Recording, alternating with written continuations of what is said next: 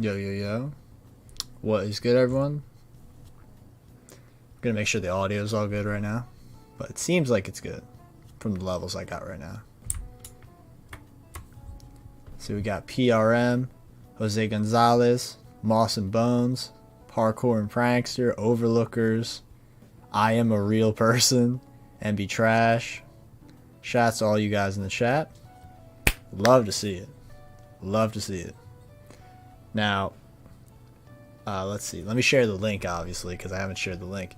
And speaking of links to share, I also finally have a Discord. So if you guys ever want to talk JoJo and stuff with your boy here, I'm going to send the link in the chat so you guys can see it right now. But I just want to spread the word. We're almost at 100 people as well, which is pretty crazy. So let me send that right now. How's it going? I'm having a good one. Just chilling right now. About to read one of the greatest series of all time. Very excited to see it. But let me share the link real quick before I forget. I was going to share it. To share it. Peak 2 days in a row. California Penguin, welcome to the stream. Let me get the link to here, because I can't send it through Streamlabs for some reason, which is strange, but I don't know. Let me see if I can send it here.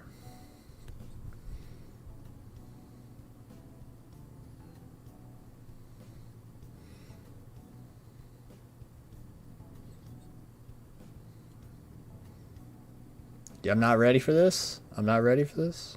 Well, that's exciting to know.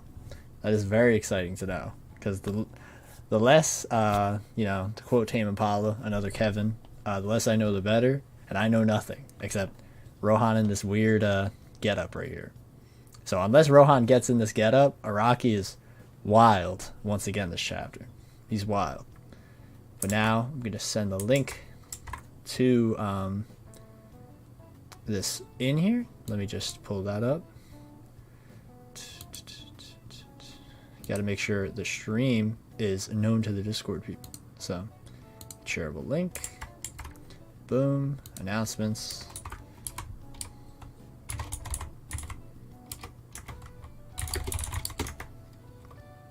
There we go. And boom.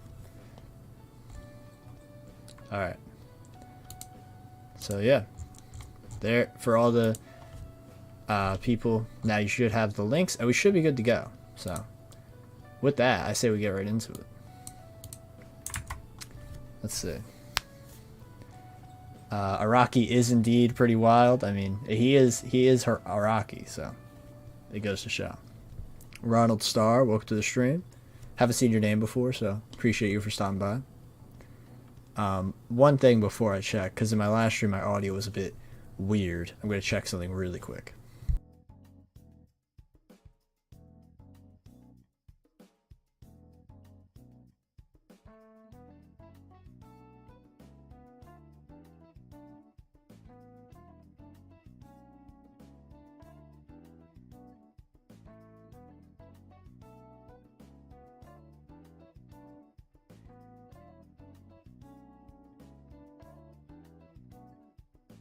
We're good to go. We are definitely good to go. All right. Cool. Shouts to the 14 people in here somehow. I see Sway, Shocks, and Cosmos have entered the stream. And as you guys see, they're also members of the channel. And my members thing has been going crazy. We now have a ton of emotes. I'm just going to send all of them in a rapid succession. Boom. Lots of emotes for you guys to have some fun. Let's all pray Kev's internet doesn't shut down this time. That's, you know what? Moss and Bones, you're right. You're absolutely right. I really hope that doesn't happen again, because that was so incredibly frustrating. I assume people think I'm streaming this late because of that, but it's not. I just had other stuff. But yeah, I say we get right into it. Predictions for the chapter. So the cover page says Part 9 versus Rohan. So is this going to be like an all-out Rohan bodies the main cast? And like my prediction, he's using them for material. I would love that. I want to see Rohan own these guys, like in the craziest way possible. But if it's not that, I'm really curious what this is going to lead to. If he is a stand user, which would be amazing, I would like it to be like a Heaven's Door-esque thing, you know, because obviously, you know, it's Rohan, so I'd like him to have somewhat of a similar vibe, besides just his personality. And if it is Heaven's Door, but like on objects and stuff, that'd be cool. But it could be the cat as well, but the cat itself is a stand user, from what we know. So, yeah, I'd say we're good to go. Okay, and as you guys, I like how I'm like, let's go, and then I immediately interject. As you guys see on the cover of this issue of Ultra Jump is the final chapter of Crazy Diamond's Demonic Heartbreak. I have not read that yet because there hasn't been a scan online for it, you know, translation. I really want to read it because it's crazy to think about it, but I've been reading that series since January of last year. It feels like it hasn't been that long, but it's crazy. It's been over a year I've been reading that. So I'm probably going to make a video giving my thoughts about it because, one, I thoroughly enjoyed it. So I would like to do something like that. Not sure what exactly, but that's something I want to do down the line. And for a lot of people who have been asking me, because I know people have, there's other series that I'm really fascinated in, you know, that is JoJo-esque, and it's called Roush or Rosh. I'm gonna be completely honest, I don't know how to pronounce it, but I love it. I'm a big fan of it from the first chapter. I talked to the creator of it on Twitter quite often about like how his art's awesome and sick. So I'm definitely going to be doing a video promoting that and talking about how crazy it is. Probably on the 21st I'm going to drop it because that's when the second chapter comes out. But yeah, very excited for that. Now I say we get into this because I'm like chomping at the bit. Not gonna lie, I'm just chomping at the bit. But yeah, Part 9 versus Rohan. The Kishibe Rohan Goes to the Louvre movie releases May 26th, so in like literally a week, which is pretty crazy. You know, maybe, no offense to people who are going to slander this take, but maybe they brought Rohan into the story because of you know, this type of promotional stuff, you know, to talk about you know, Shanks and Wano type beat. That's all I'm going to say. Okay, boom. Chapter 4 is literally just called Versus Kishibe Rohan. Something that they cannot handle is approaching. Now, is that Rohan? Maybe. Maybe. We got Jodio and Dragona just posing up right now. I feel like Jodio's done this exact pose the entire part so far, which is kind of crazy. And then there's Jojolands, and then another promo thing for the movie releasing next week. Okay, we're just getting right into this. Action off rip. Awesome. What translation is this? Cosmos, I posted that translation in the Discord hours ago, so it is there. Rohan is sensing something that's unnatural. The rain that fell and the cactus thorns. And he's thinking. And he's looking to the other side of the patio, but some areas are dry. I hope they're not hard and dry. That would be scary. If they were hard and dry, I wouldn't like that. Jodio's on the phone. Hello, can you all hear me? Hello? This guy is dangerous. He's pretty much figured out something's up. Bunch of birds. He's a stand user. Okay, so we're just... I'm not 100% on that. I'm not 100%, but I do love the idea. I do love the idea. You know, I want him to be a stand user. I'm really hoping he is, and he's not just some inquisitive guy. Damn it, you had some scissors before, right? Give it to me. Who had scissors before? Who had scissors before? I don't remember immediately, but... I don't remember who had scissors before. Damn it, how's this thing work? It wrapped around me and now it's tightening. It tore apart the leather of my boot. What are you doing? I need those scissors. Who's saying that? Who needs the scissors? Scissors? You mean my... Okay, it's Usagi with the scissors. Fork over the freaking scissors.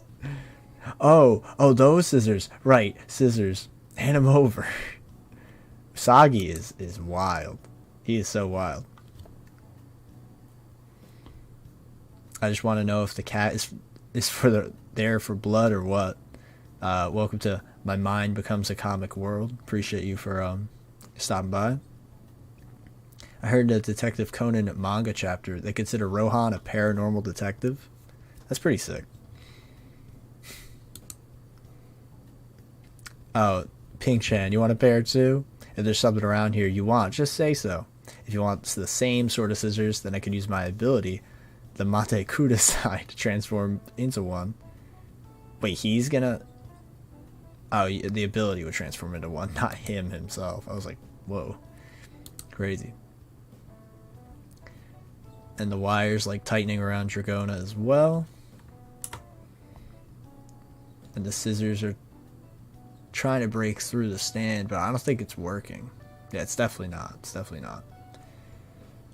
This one definitely is more action focused than the last one, which is pretty crazy. Oh, the scissor broke. That looks different than before, right? Yeah, it looks kind of different. It's like a almost... Oh, no, it's not. Okay. I see, the scissor broke, and that's like part of the scissor blade. Okay, got you, got you. Paco's screaming, and then the wires like tightening around. This is real bad. Whoa. He's screaming in pain. Dragona's shook. I can't believe the security system here. And the thing is... Oh, it's like... Okay, so it's like spinning around, I guess. That's crazy. It's like spinning around Dragona's arm. Kind of like a... What's it called? Like a red burn. That's crazy. Is this really a security system? When I touch it, it feels like a sort of transparent string made of natural materials. But this is stainless steel. And that's probably why it broke the scissors. Okay. How the hell did something like this end up in the hallway? I told you, that's not it. It's not some sort of clever security system or some stainless steel string. I told you. This is an ability. It's a stand attack. It was a trap set up for us in the hallway. What are you talking about? Who's Stan? Like I said, and he's going to point to the cat or something. He's going to point to the stupid cat, and it's going to be awful. He's going to point to the cat, and it'll be terrible. Yep, there's the cat. This double page spread of a cat. Oh my god. And the cat's walking away. Does the cat like glare at them though? Or is it looking like... Because there's a shot of the cat's eye. So is it like looking at them? Or is it like reflecting in a different way?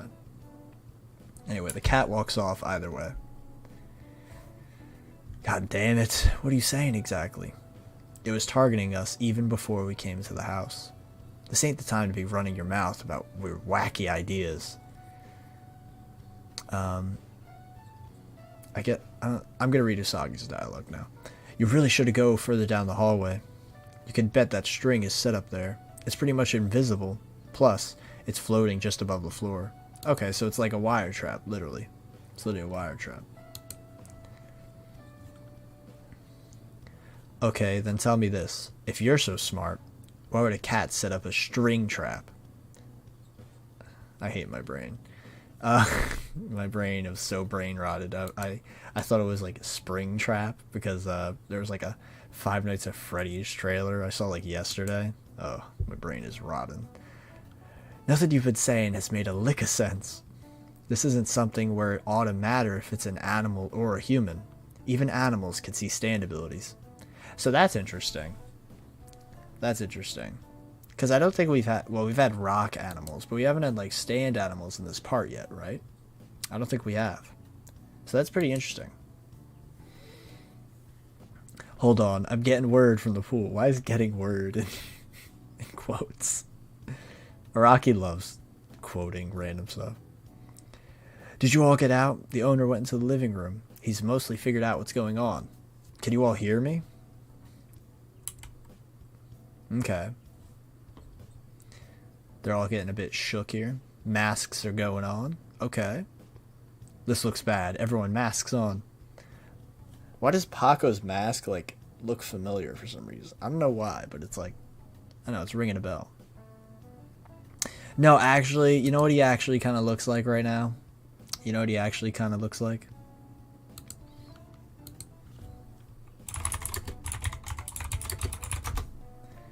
He looks like Urban Gorilla. I spelled gorilla wrong. He's giving Urban Gorilla vibes. Am I crazy? Paco's giving Urban Gorilla vibes. It's because of the mask. I just, you know, that kind of adds to the Paco Requiem in theory, but I'm not 100% on that, but that kind of adds to it. Lang Wrangler? It might be Lang Wrangler. Let me see.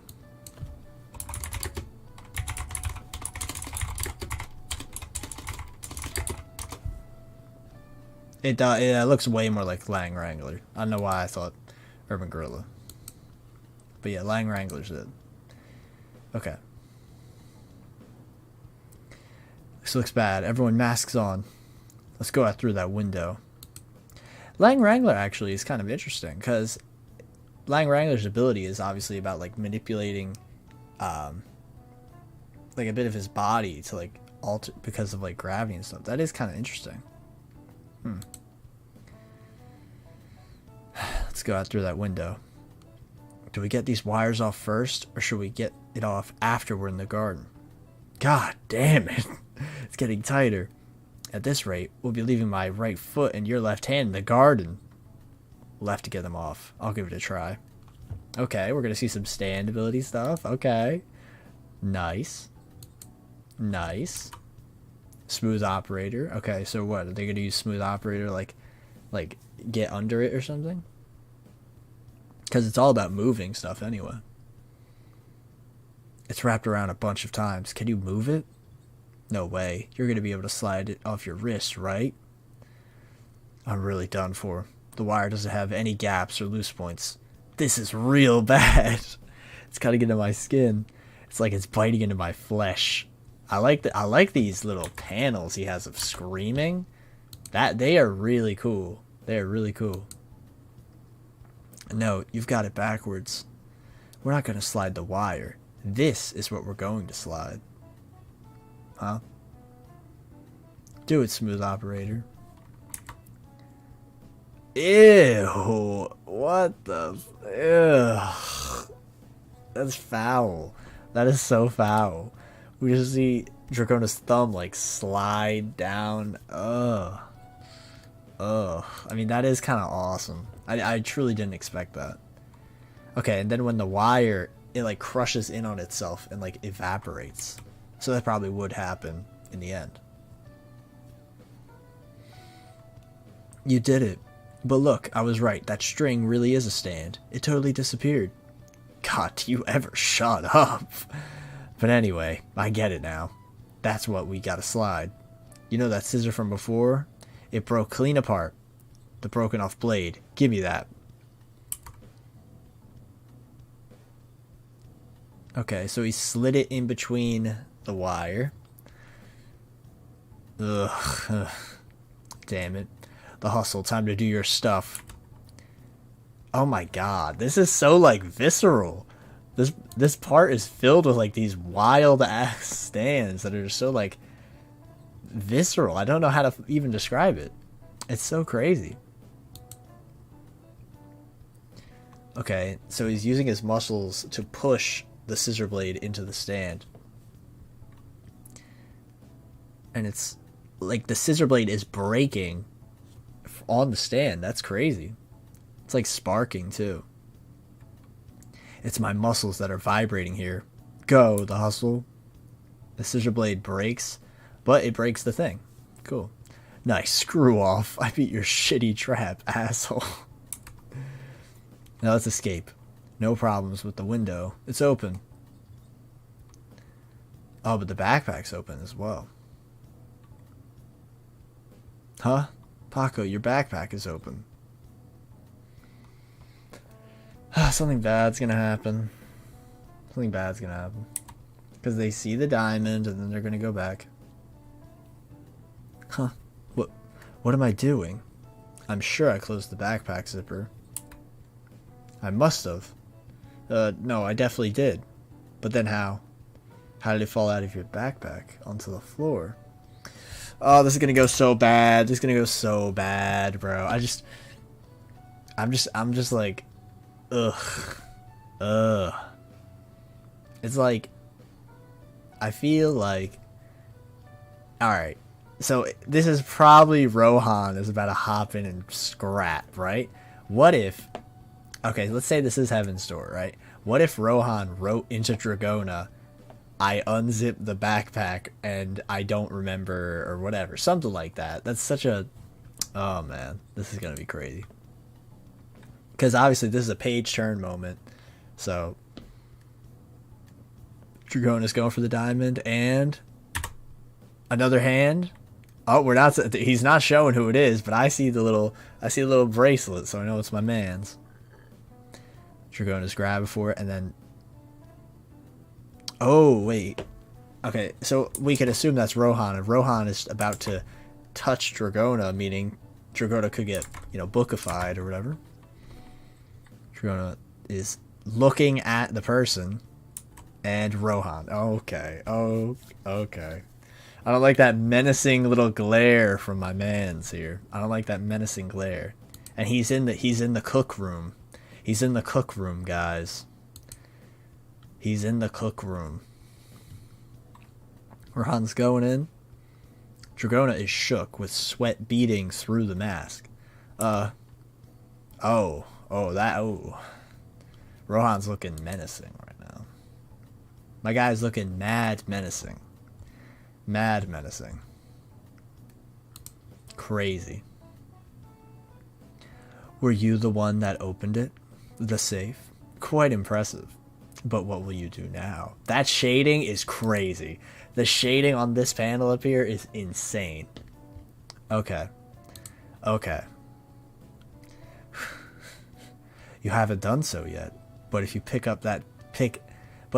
that diamond up again, you'll be in danger. Why will you be in danger? Like, okay, so I don't want to just say he has Heaven's Door, but like, that is such a scary thing. It's like Rohan could have wrote into the diamond or into Dragona or into all of them at one time saying, if anyone picks up the diamond, they die or something. There's so much potential right here. It's so tense. I can just feel it. Okay.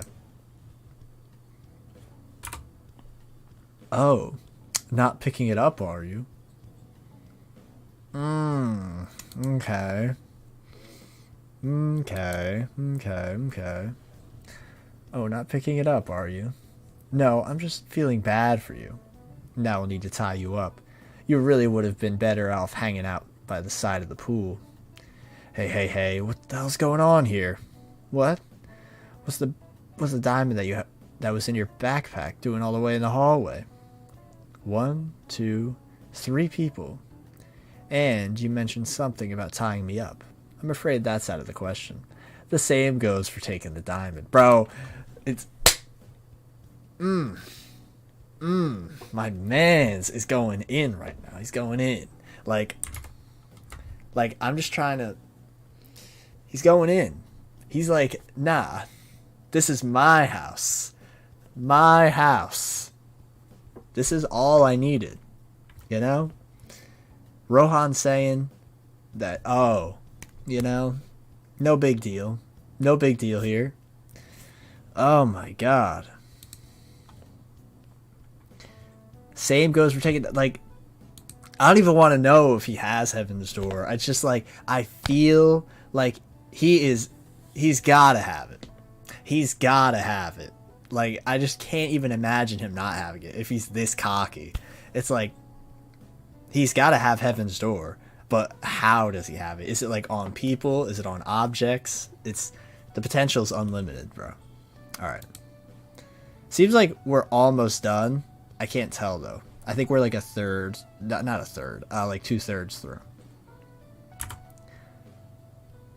Okay, Dragona got touched earlier. Okay. Right here. right here. This is where Dracona got touched. And then Heaven's Door on the hand. Yep. Okay, Heaven's Door. We're back. We're back. The goat has returned. Okay. What's going on? Dracona is shook. Let's see now. Ah, yes. A simple burglary, huh? And your goal is... You came to this house with 4 people, and your name is Dragona Joestar, age 18. Huh? What the hell? You're kidding me. Are you telling me this guy can... Which means you have 1 more with you outside. On lookout, right? Would that one perhaps have something to do with the rain earlier? No way, bro. He's... Oh my god. Like... Hold on. He's cooking. He's cooking again. Look, and I even got the book that they're promoting in the chapter. He's cooking again. Araki, this man is a monster. Hey, can it, asshole? Who the hell is this guy? We're in big trouble now. Yeah, you guys are in big trouble. You stepped into the wrong man's house. No, at the present stage, you're still all right. No way. No, he's totally gonna do the material thing. He's totally gonna do that. There's no way he's not, because at the present stage, like, at the present stage, what does that mean? He's gonna, like, capture them, and it'll be like Saw. It's gonna be crazy. All you've done is tear apart some artist's painting. Alright, it's not his painting. I'm happy about that. All you've done is tear apart some artist's painting and open a safe. After all, though that painting was an original. Tear apart some artist's painting and open a safe after all. Though that painting was an original. Anyhow, allow me to read what's written in each of your bodies. The matter of how you all came to learn of this diamond's existence is rather crucial. Very menacing panel. What do you know about this diamond? And just how much did you know before coming here? Oh my god! My man is a monster. Hey, stay right there. Don't come towards us. Kick his ass and tie him up. I said don't move, you asshole. Otherwise, things are gonna have to get violent. Okay. This guy wants to go at it, huh? Yo, Heaven's Door. It's the same exact stand. You're kidding me. I can't even... It's the same exact one. The eyes are a bit different. But you know what? It's the same one. Rohan, like, jumps into the air. Oh, no, he doesn't. Then what's happening here? I think Paco, like, instant transmissions into the air because the backpack's gone. Wait, now I'm really confused because Paco had the backpack on. And now he's, like, gone. So he, like, instant transmissions. And he starts, like, I assume that's Paco, like, grabbing Rohan like that by the neck. I like this top left panel is crazy. It is crazy. So Paco is flexing into the air vent. Paco vented, guys. He vented. So anyway, Paco's flexing in the air vent. You're all stand users, huh? Alright, and then Rohan's trying to grab Paco's arm. Whoa there, watch those hands. And his thing, like, wraps around his hand so he can't read him. Oh, that's crazy. Rohan's, like, choking. Are you two just gonna sit and watch? Hurry and tie him up. Get out the zip ties. Oh, yeah, right. Yeah, got it. They're literally gonna zip tie Rohan, bro. What is happening?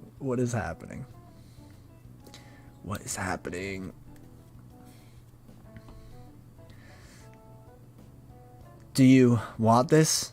Here, I'll give it to you. So he drops the diamond. He drops the diamond and then... Okay, so now I'm confused. So he drops the diamond into Usagi's hands, and then Usagi gets Heaven's Door as well. Is that because of Rohan's... Oh, his other arm. His other arm is free. Okay. Usagi gets, like, slapped and launched away with Heaven's Door. Which is probably the exact thing he did, if you guys remember, in the little story arc where Koichi and Rohan went to the ghost town in Morio. It's probably that exact thing that just happened to Usagi. So he gets launched. Oh, wrong way. Gets launched. Usagi, full force, gets hit into the wall. Dragona screams, "What are you doing, you bastard?" And Paco also gets hit with the free arm as well. Paco's starting to choke Rohan, but ineffective. So Paco and Usagi are both down for the count. This guy is Paco Laborantes, age 19. You all have a boss. Her name is Meryl May Key, age 49. Her principal occupation is fashion designer or school principal. Both? Man, this is wild. No, he's totally using this for material. He's totally doing it. Oh my god. He's totally using this for material. The info on the diamond leaked through customs when it was brought into the country. I see.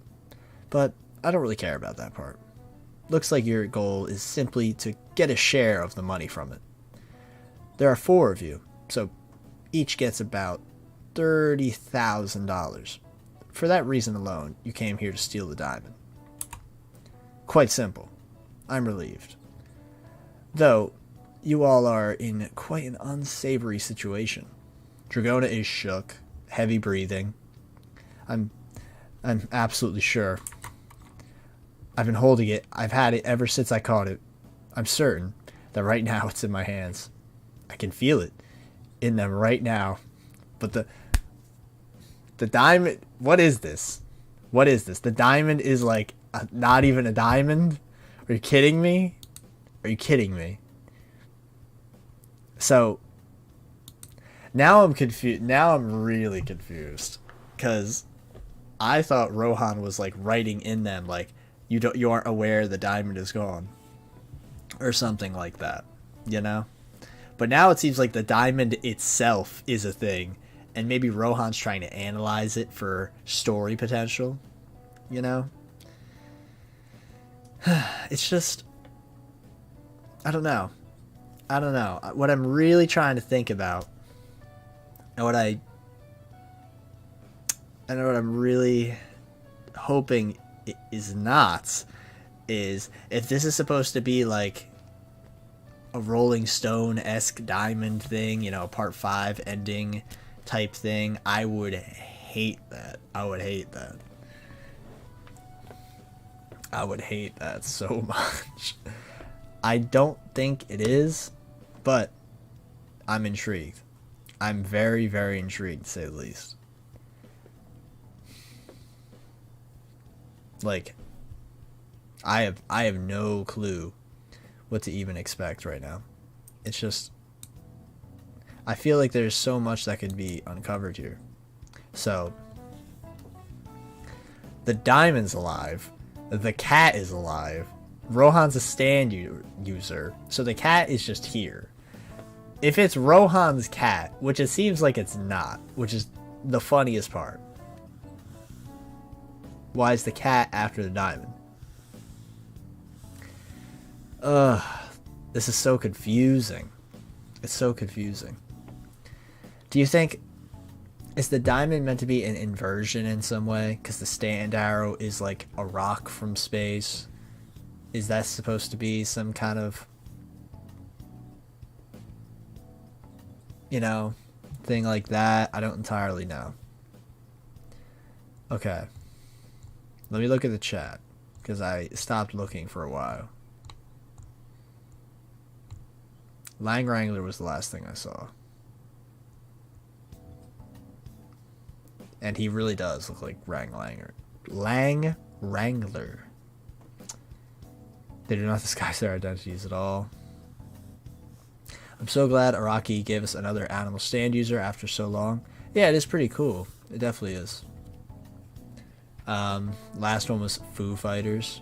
Yeah, it was, yeah.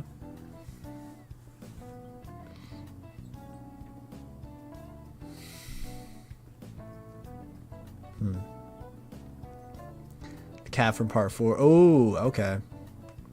So imagine a blade of grass having an OP stand. Can't even know which or who it is.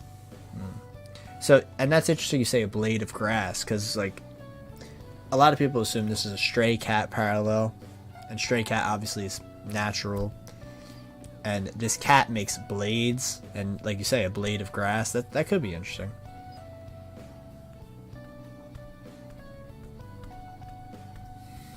Wait, is the diamond possibly Gulp alive? That's crazy. I don't know, the diamond's just weird. Heaven's Door might be my favorite stand. Awesome pick. Heaven's Door is an amazing stand. Watched Heaven's Door be more OP. Kev, you absolute Rohan simp. You're not ready. I was not ready. That was fantastic. He just like, I know Rohan's a guy, but he gatekeeped, gaslit, and guy bossed his way in that situation. He guy bossed, you know? Araki's art has been popping off so hard lately. Completely agree. Some of these panels are insane. Like, specifically of Rohan.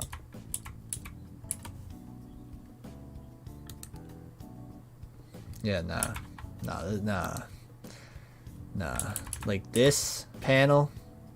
Crazy.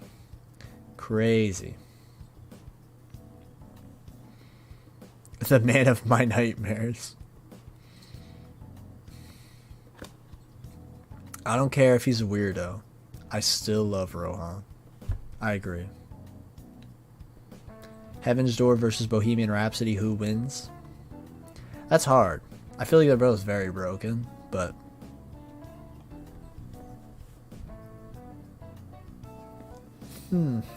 It's interesting too, because Bohemian Rhapsody takes things in books, and Heaven's Door turns people into books. So what if Bohemian Rhapsody and Heaven's Door work together?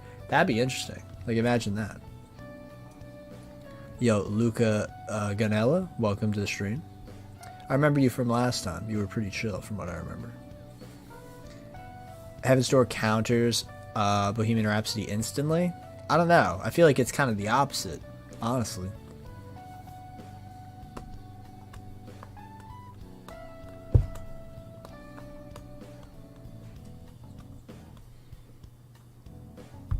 Today's prediction, we're all screwed. Watch Goku come out of the book. Rohan is him? Facts. Rohan is him. Shoreline 2 companion sweep. I don't know. I feel like they got kind of washed. Rohan being Jigsaw, I can't see that. However, this is an alternate universe Rohan, so possible.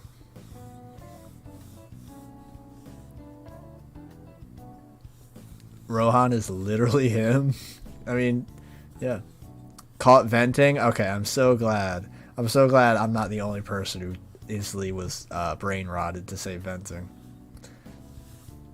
Paco's muscles starting to look more squishy and stretchy body fat right now. Starting to support my fat manipulation theory. I mean, he did say at the start of the story that he used to be fat, but now he's chiseled. Maybe he's sort of like able to manipulate and move it around. That'd be fascinating. Paco's Zoom Punch when? That'd be awesome.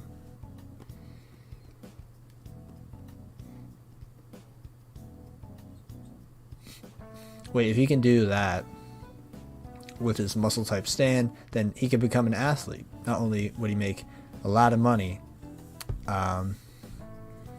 he would make a lot of money because the stand is insane for sports use. Yeah, that'd be crazy. with a zoom punch. He does like the Space Jam, Michael Jordan's super long, dunk. Diamond's alive. If it becomes alive next chapter, we called it. Facts.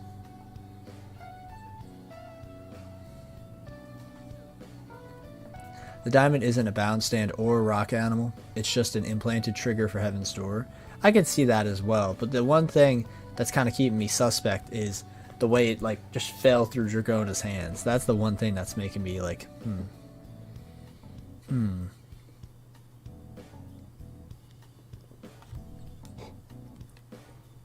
Rohan is a mob boss. He's doing this first for material. I mean, I agree, so. Diamond has to be a rock organism if it's moving.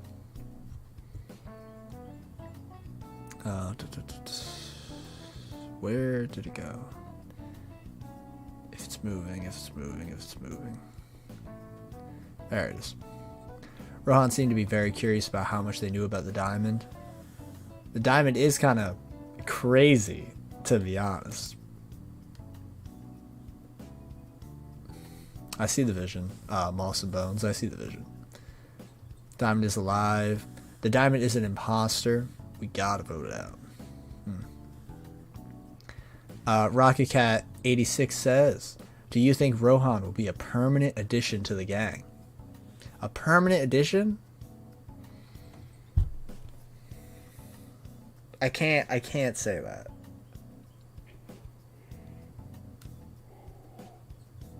I can't say that. I can't. Like, I really, really would love it, but I can't say like I'm 100% on. Like, I don't know. I really feel like there's something here. Like, I want him to join so bad. So bad. But I can't 100% certainly say he's going to, like, at all. Because it's Rohan. Like, it's not like some new character, you know? This is like, I feel like the exact same thing would be like if we thought, oh, Koichi's going to join the main cast in part 5. It's like, really though? I don't know. Maybe the diamond is alive, but Rohan wrote something into it to move out of someone's hand besides him. Maybe, if Heaven's Door is both objects and people. That'd be awesome. Why is the cat the cat? You know, I think you're speaking to the truth here. Aragi's not really a cat guy. He's definitely a dog guy. And he doesn't really like dogs either.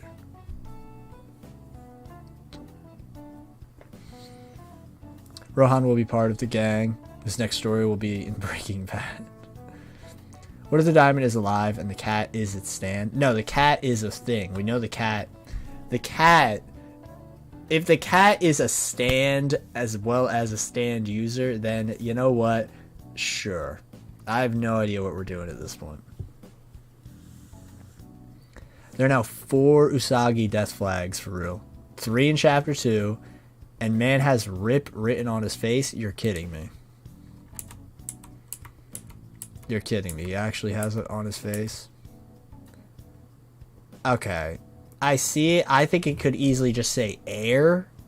You know, you guys probably can't see it on the stream, but there's a panel right around where my face is, and it's like on his cheek, and it says, it could be an A or an R, and then I, and then a P or an R. I think it just says air, you know, because the P has a little dot at the end, but that could easily be a period, so.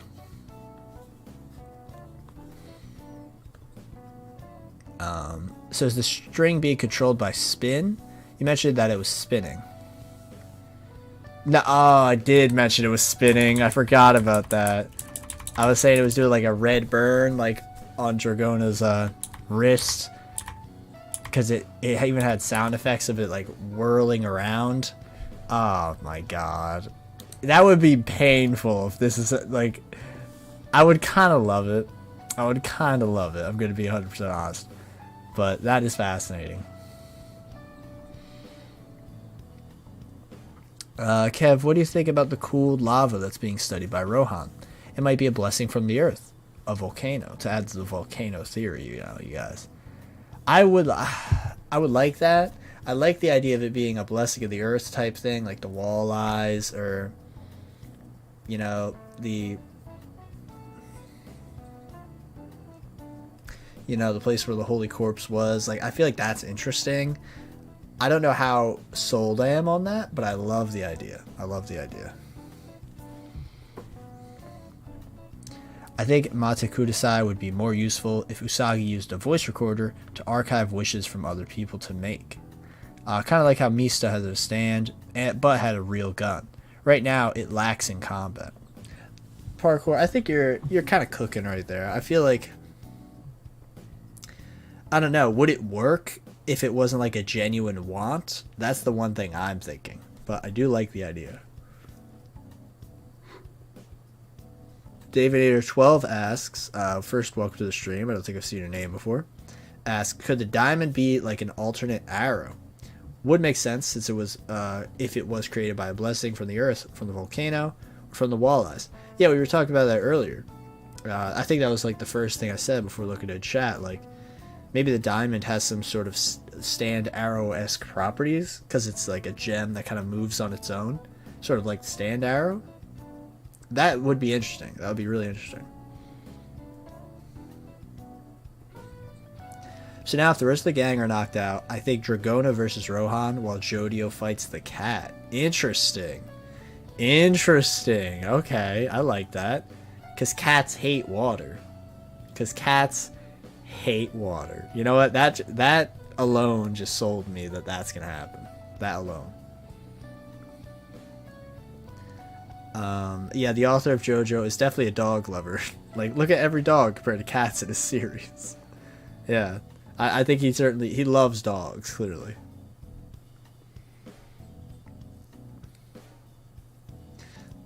There's an alternate universe that has a diamond instead of a holy corpse. I mean, that I don't believe. That I don't believe, but I mean, there could be infinite things, because, but I see it, but like, I don't really understand what you're saying there.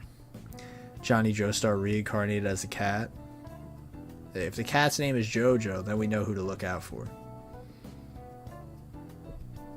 What if the diamond can be shaped like a steel ball, and that the steel ball came from where the diamond did, and it's naturally part of the spin, making it the best spin weapon? I don't know, I feel like that's a bit of a reach as well. I can't really see where you're going with that. Because I feel like steel balls aren't really made of something necessarily important. It's just the way what you put into it makes it important. I feel like it's that, and it's not something like bigger than that. The diamond fell through Dragona's hands like the arrow did with the Evolo. Yeah, that's another really great example of David. If there's spin in this part 2, then the first 3 parts would be the stone mask, the second 3 would be the arrow, and then the last 3 would be the spin. Yeah, Moss and Bones, I completely agree. Completely agree. You're cooking with that one for sure. Like Hamon with steel and water, perfect conductor. Are we talking about a spin? Or not entirely sure. I see we were talking about the steel ball earlier. What if the diamond is what's left of Yotsuyu? In JoJo, Yotsuyu's family jewels were removed, and Norisuke said it would drift eventually to Hawaii. Hold on.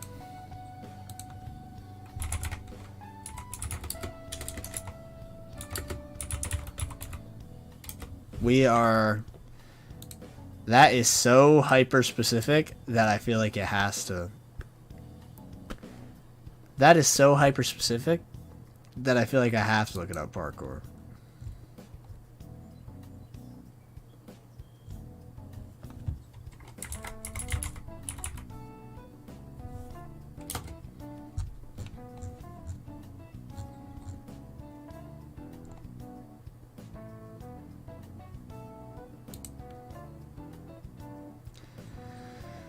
The corpse did crumble underwater.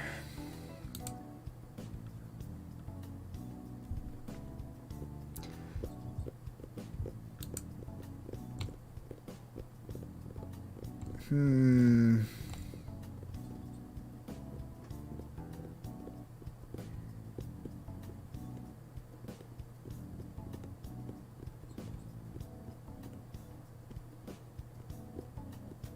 Hmm.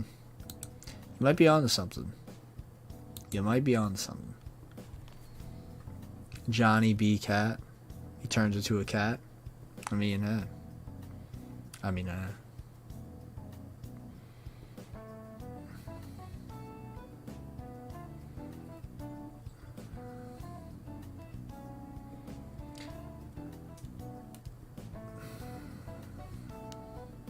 You're comparing spin and Hamon. How the object used can make the ability greater than it is. Oh, then, yeah, in that case, I agree. I thought you meant that the steel ball and the diamond were literally like they're from the same place or something like that. But I agree with what you said there. I definitely agree there. I really don't like the Yotsuyu idea, but it's the fact I can't like dispute it immediately that has me kind of like, you know? So, parkour, you're scaring me a little. You're scaring me a little with the fact that, no offense to Yotsuyu. Yotsuyu is a very cool character. But, like, it's the way you say family jewels, and it's like, that is so stupid that I feel like Araki would actually do that.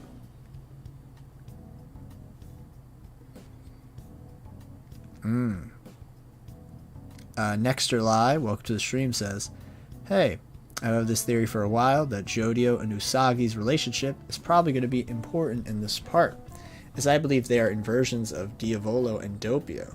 Interesting. So,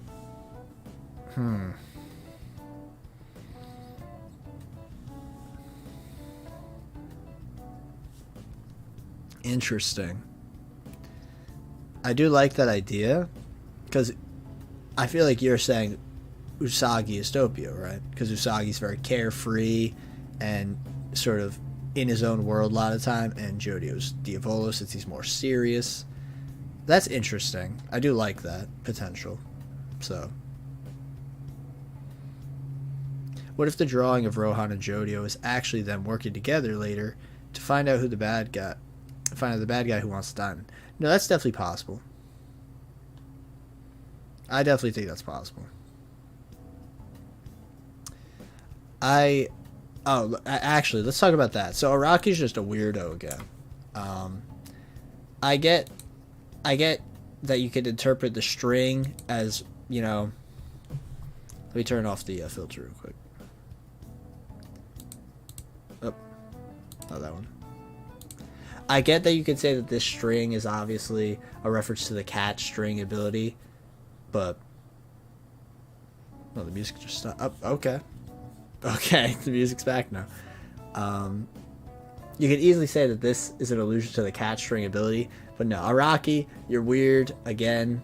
You're weird. Why'd you do this again? Why'd you do this again?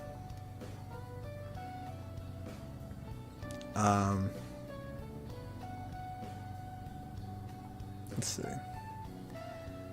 Speaking of Yotsuyu, in the same chapter, Norisuke said he could potentially have allies that could find his family jewels and make more kids. And I think we know whose kids are in this part. If Jodio is an AU Diavolo, then Jodio and Dragona must have a unique connection. Oh, conception. So we're saying Jodio is Yotsuyu's kid? That's wild. Wild,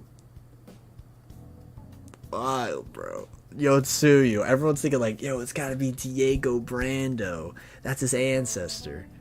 No, Yotsuyu.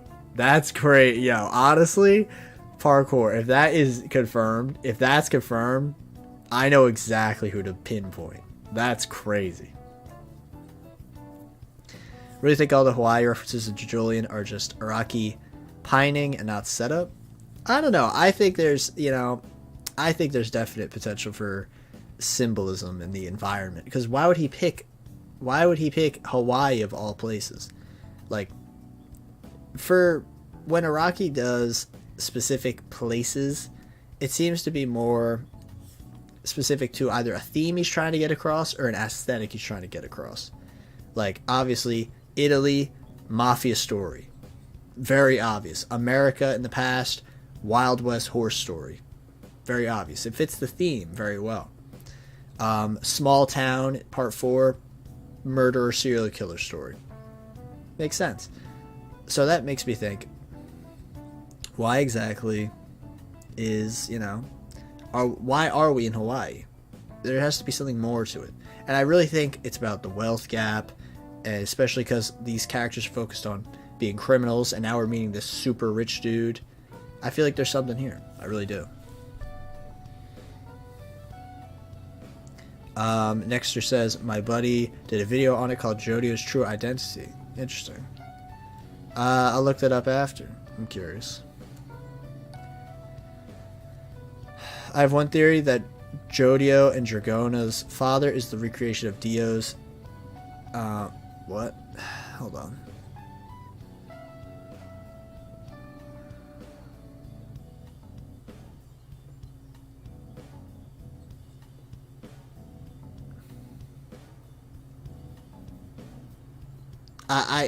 I mean, I get what you're saying. So you're saying...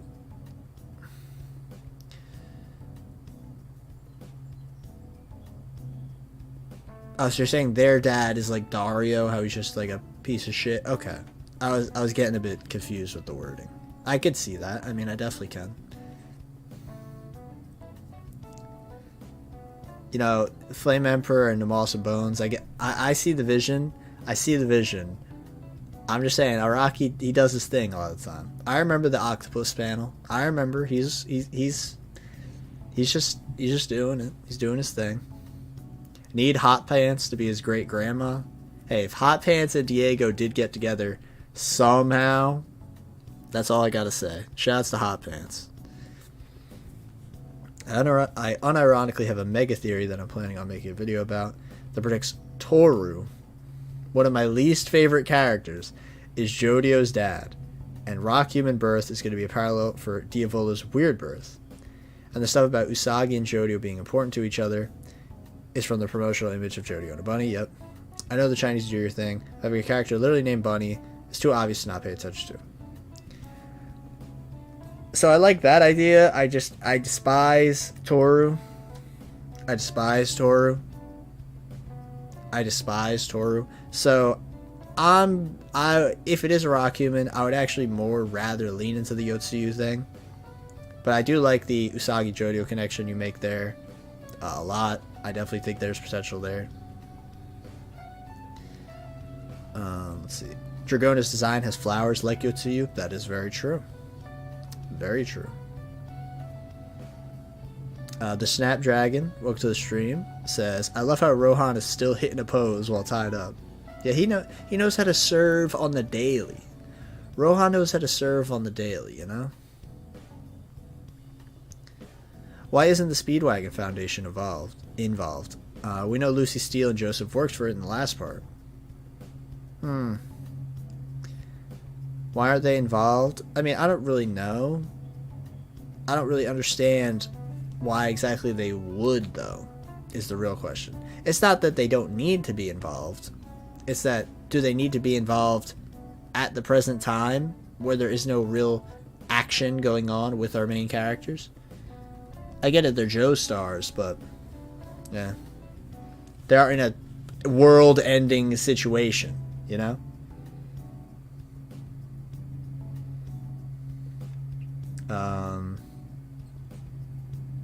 Yotsuyu is Diego's descendant reveal. So it's not just Diego's descendant.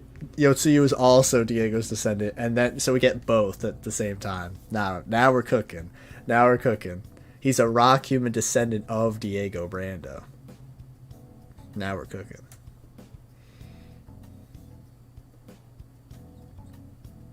So this is how the Rock was really created? Hey. Maybe, guys. Dwayne is going to show up. It's going to be crazy.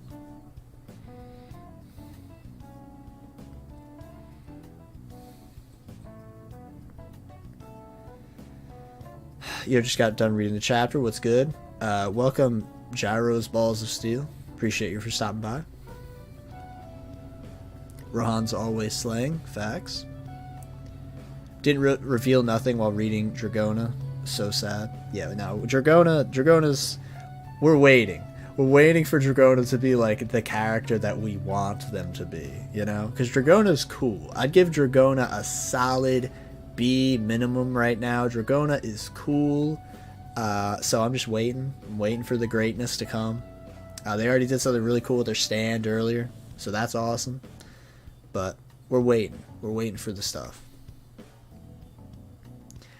A lot of this felt confusing, and I'm really hoping it gets elaborated on. Unironically, half the chapter just felt like Araki wanting situations where he could draw certain cool poses. I mean, hey, you're valid in thinking that. I get what you mean with the...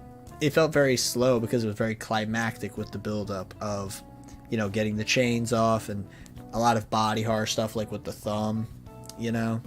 And, you know, Araki's a body horror, you know, that's like his thing. That's one of his things.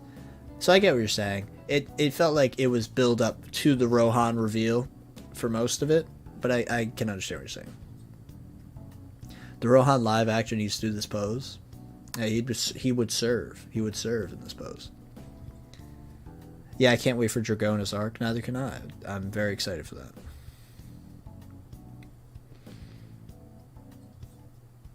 that. Maybe the diamond is from an alternate universe. Mikitaka's saucer could be made out of diamonds. Hey, we're getting more aliens, more alien reveals. That would be crazy.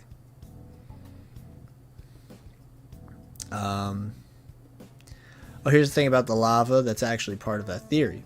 That type of lava is stuck in a state between liquid and solid, and a lot of science stuff states that it's in a state of constant flow, which is more Toru agenda. I could see what you're saying. I could see that. But I feel like the mechanism itself is like, that's also the vibe it's going for that. But I do get what you're saying. Just had a thought. Remember how Rohan, seeing the rain, told Jodio he could see stands? I hope I'm wrong, but since the two cops saw the rain, are there going to be any stand users? Interesting. I feel like everyone could see the rain, but I think Rohan put it together because of the patio and how it's hyper fixated on one specific spot. So that is more so what I'm thinking. But I do like the idea because those two cops were obviously have already shown up multiple times in the story. So if they do show up again, it's very likely that they could be given stand abilities from some higher authority, whether it be the DA agent lady or the head of the police department, something like that.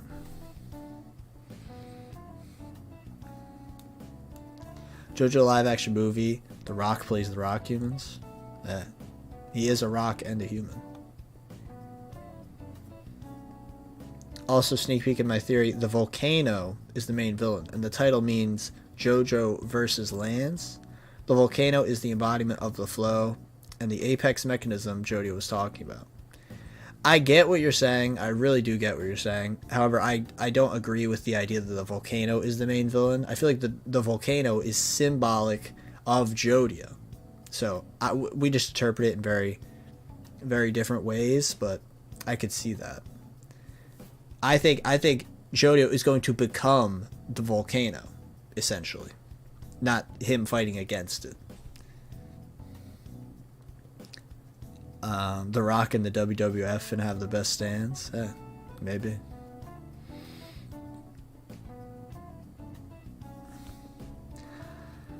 I have a weird idea. What if a rock human fell into the lava? Would they get a power-up of some kind? I mean, we kind of saw it with Cars. Cars fell into the lava, and to be fair, at that point, Cars had the ability to, what's it called? You know, morph into anything, so he was able to stay alive. But I don't think it's impossible at all. Did we see Rohan even passing by the group into the room? Bro really passed by them and squared to touch the diamond. Rohan just spawned in. Hey, I mean, he's a sneaky little sneakster. You know, Rohan's a sneaky little sneakster. I could see him doing that. You know, he's always wanted to make an entrance as well. Paco's stand is not even a stand. Yeah, it's like an X-Men type, like, superpower. It's sick. Snapdragon says, I see Dragona as an alternate universe Mista, and Mista is my favorite character, which makes sense. You literally have a Mista profile picture. So I'm really hoping for Dragona to be a great character. Yeah, I think a lot of us are. I think a lot of us see Dragona's potential, you know? Because so far it seems like Paco and Usagi are definitely more comic relief characters, and Dragona's more of a serious character. Which is funny because she's, you know, they also have some comedy throughout a lot of it, but because of their connection to Jodio, I feel like it'll be more serious.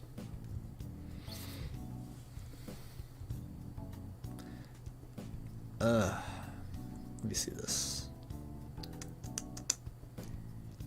I wrote this on MAL. I think that's my anime list, so I'm just going to assume that is. But I'm not sure why Dragona didn't smooth operator off Paco's rope or immediately pull hers off and slide her thumb through. I mean, probably because they didn't understand what it was, but I get what you're saying. I mean, to be fair, this is all probably happening within like 2 minutes, 3 minutes. Like, I don't know. I feel like we gotta once we see like a time frame, it'll be way easier to establish what's happening. Also, I bet Rohan will be intrigued with Dragona, kind of like how he was intrigued with Koichi in part 4. That I love. I love that. Love that. But I feel like the same could be said with Jodio, because Koichi went to Rohan because he was a fan, but Dragona could be the same. I feel like it's going to be Jodio more than anything, because Rohan instantly like knew what the stand was and had an idea of what it was, so maybe it's that. Nothing too hype in this chapter, but can never complain about more JoJo. I don't know. I feel like Rohan was serving. Rohan was being a dominant, gaslight, gatekeep guy boss in this chapter. So, for me, I was living. And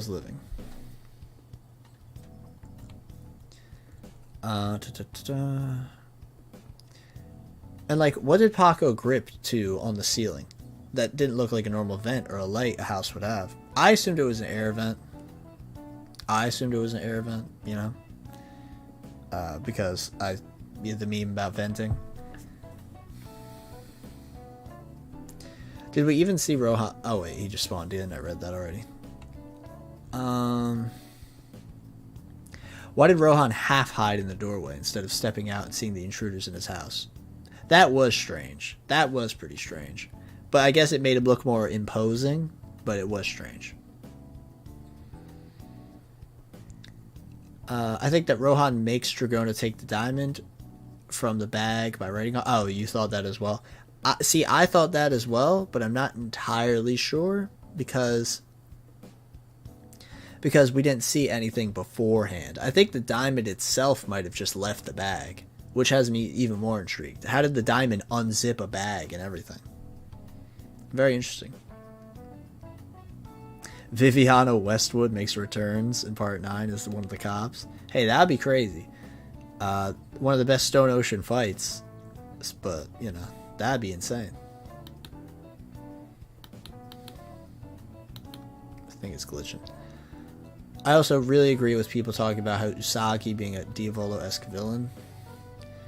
I don't know. I don't really see that off the top of my head. I think Usagi's more of a comic relief character at this point. If Usagi becomes more of a commanding presence in the story, then I'll believe it.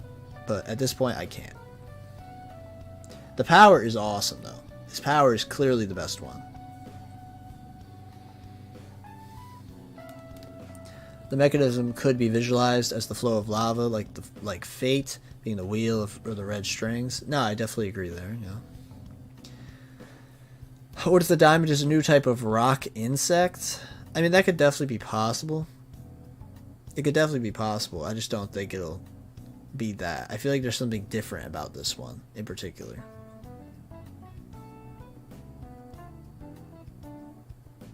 Will Jodio steal someone's stand like his dad did? I get what you're saying with the Diego thing. I don't think so. No. I definitely don't think so. Jodio already has a stand. Why would he need to steal a stand?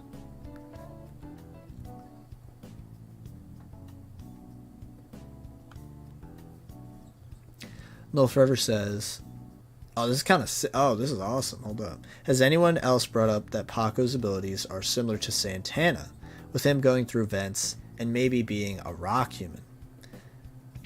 That's awesome. No Forever, you just cooked. You just cooked like some A5 Wagyu with that comment right there. That is awesome. That is fantastic.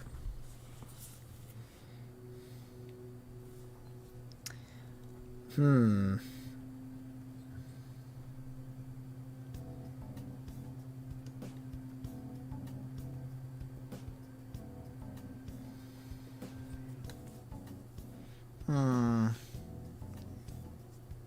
People have been saying November Rain is weirdly shaped, right? What if they discovered that the lava is useful in some way, and Jodio uses the ability positioned over Volcano to make more? I mean, I could see that for sure. I don't know how it's made necessarily, but that would be interesting. Love that big ol' leaf blower lawnmower going off in the background. Wow, I certainly wish you guys, hope you guys can't hear that. What if Dragona's character arc is to accept herself and gave herself the name Jolene? That would be crazy. That'd be crazy. I would see, because I personally think Dragona is the new name already, because it's a very feminine name. But if it goes like that far, that'd be wild, you know. A lot of these stands have a lot of potential. However, battle-wise, it's hard to imagine how they're going to fight. I think that's the point of the story, to make it more interesting. Especially, there might be stronger stands that makes it harder to fight compared to main character stands. Yeah, I think that's part of the fun of the whole thing. These stands seem so inconsequential and like irrelevant that I'm curious to see more about what they can offer. Yeah, I love that. I'm waiting for November Rain Requiem. I mean, I'm not a big Requiem stand guy. I feel like a lot of them come out of nowhere. I am a massive fan of Kira getting a Requiem. That's awesome. I love that. Like, Bites the Dust, I consider a Requiem stand. But that works for him because he's the antagonist of the story. For example, I think Giorno getting a Requiem stand is very dumb. I'm also not a fan of Giorno at all, because I think he gets a lot of stuff kind of for free, and it's not earned a lot of the time. So, for me, if it's a Requiem stand, it better have some huge negatives, or it better be built up previously. Because I am not a fan of that out of nowhere power up. Not a fan. I think whoever owns the cat isn't the police, but maybe rival drug dealers. I say this because the stand is more akin to a torture rather than restraint. Interesting. I like that idea, Parkour. I like that. Hold on.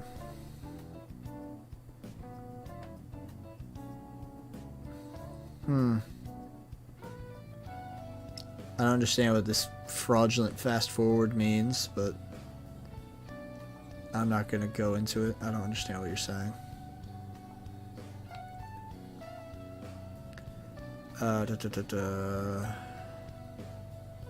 Could Rohan always apply Heaven's Door to an item? No, that's completely new. That's new. It was always to people. It was always to people. November Rain Requiem might happen since he's the No. Recantation of Giorno. However, there's a possibility that he might get a new ability added like Killer Queen. I mean, yeah. I could see that. Also, Rohan half peeking through the door is a reference to him when they first walked up to his door in part 4. Completely agree. It absolutely was. I hard disagree. I think if he wrote on Dragona, Paco, or Usagi,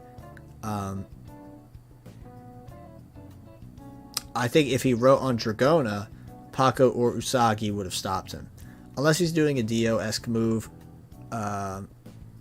moving Polnareff Troll, writing on all of them, but not actually harming them or making them do what he wants. I think he's going to use them for material. I'm still like super on that idea, because I feel like Rohan, he's a very smart man when it comes to this type of stuff. Usagi knowing the cat is the stand user may be foreshadowing that he's the main villain. I'm not on the ball of saying one of our main ally characters as a main villain at this point at all. Because, like, I am not really a main villain guy unless it's like I feel something. And I do not feel Usagi being the villain. I really don't. I really, really don't. If he is, that's cool. You know, some betrayal stuff that's very interesting. But at this point, I don't feel it at all. I don't even get like a sense he's the villain. Because he's been built up as this comedic foil for a lot of characters. It would be crazy, but for me, it's just not it right now. That's why I'm more leaning to like someone in the mechanism, someone who's literally an authority figure that'll, you know, take charge of a situation.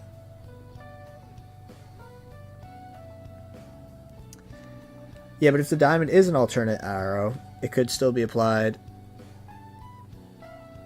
as a Requiem. No, I definitely agree, but I'm just saying, like, I just hope there isn't one. Instead of just trolling them, make her drop the diamond, letting Paco choke him but not stopping him, making Usagi and Paco ignore Dragona being written on, taking the diamond in the bag. I really think Rohan is not writing on them right now, and might even not have the ability to write, or have a very, very limited ability to write. Or just mind control them into giving the diamond back. See, that I don't understand at all. We literally saw Heaven's Door be used, and we saw Heaven's Door itself show up. So that I cannot understand where you're going with that one. Yeah, I can't understand where you're going with that one, Gyro. What if Usagi is Jesse Pinkman? If that's the case, his future relationship with Jodio could be akin to Walter White. You know what? In that case, sure. In that case, I can get it. But we don't see that yet, because Jodio isn't like the leader of this group at all. Dragona's the leader, if anything. If Usagi is an alternate universe Doppio, could there be some arc that includes Usagi being evil or having a different personality, related like the Anubis fight? Oh, an Anubis fight would be awesome. I think that'd be cool. Yeah, I always thought Anubis type of stands were really interesting. Dragona's secret middle name could be Jolene. That'd be crazy.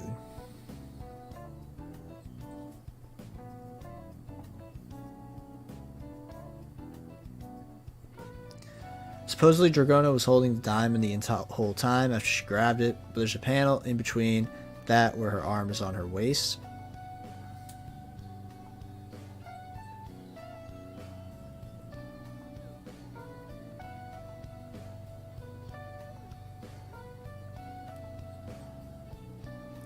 I actually doubt we'll see a Requiem stand. I hope not.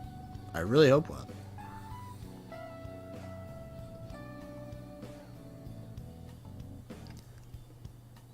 Love the power-up. It's the greatest power-up. Yeah, it's like, it's super good, but do I like it like how it's just like an insta-win? No. Big no. I don't think the Requiem was out of nowhere. They spent like 8 episodes fighting for it. I mean, the ability itself is so broken and crazy. It feels like he can't lose. He can't lose. And that type of stuff, I hate. I hate that type of stuff. There always has to be a risk where the character could lose or be injured or something. Like that, no. We don't know how stand arrows are exactly crafted, because I remember during part 5, they explained touch the arrow could kill you. So that led to how they would be crafted. And how the diamond could be a compressed version of the original material. If the stand arrow could have different effects possible. I mean, I get what you're saying. The diamond could be like the stand arrow, but we know that, I get what you're saying, but we know the stand arrows are from like space. So there's already an instant different thing going on there.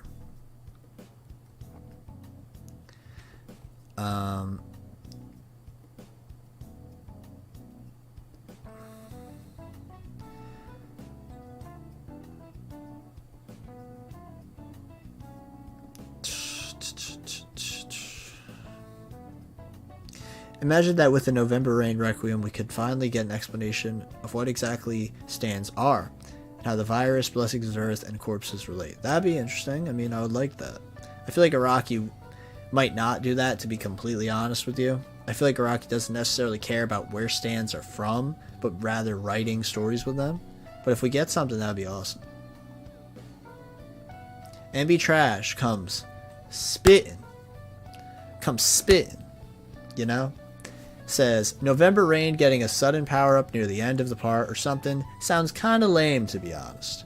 Something like that. If something like that were to happen, I want them to really fight for it, blood and all. You know what I mean? I know what you mean. Because, yes, I get what you're saying. I read that.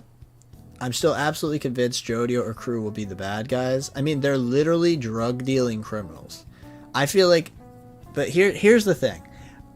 I really don't like when people say our protagonists are bad guys. Like, I don't think people understand stuff like that, like, fully. Because, no duh, they're bad guys, but there's always going to be an antagonist who is the actual bad guy of the story. Like, in every mafia or crime-related story ever, they are bad guys, but they're not the bad guys. You know what I mean?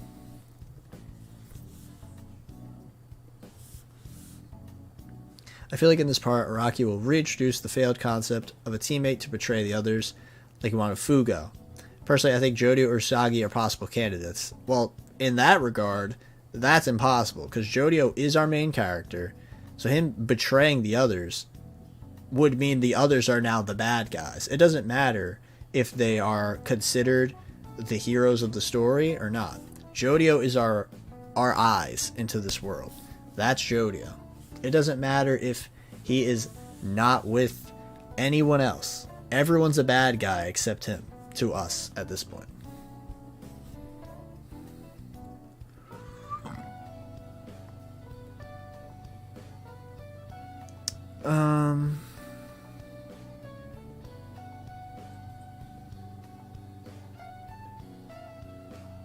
Let's see.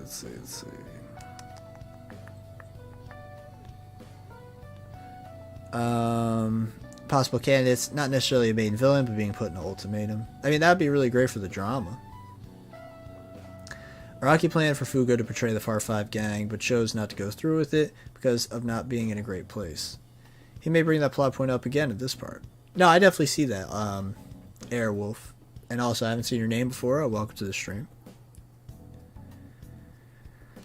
I really want Jodio to get into a fight with Rohan next chapter. I would love that. I would love that. Like, that would be chef's kiss. All I want right now. All I want.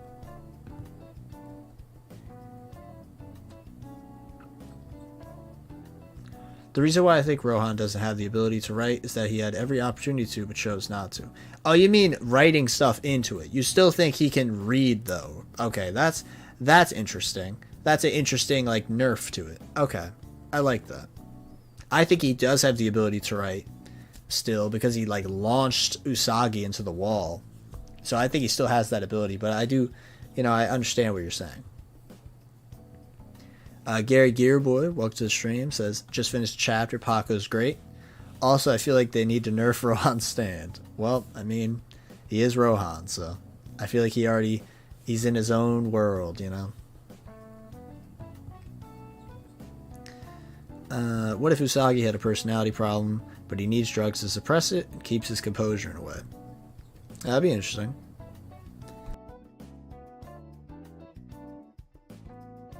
That'd be interesting for sure, yeah. Sorry to cough.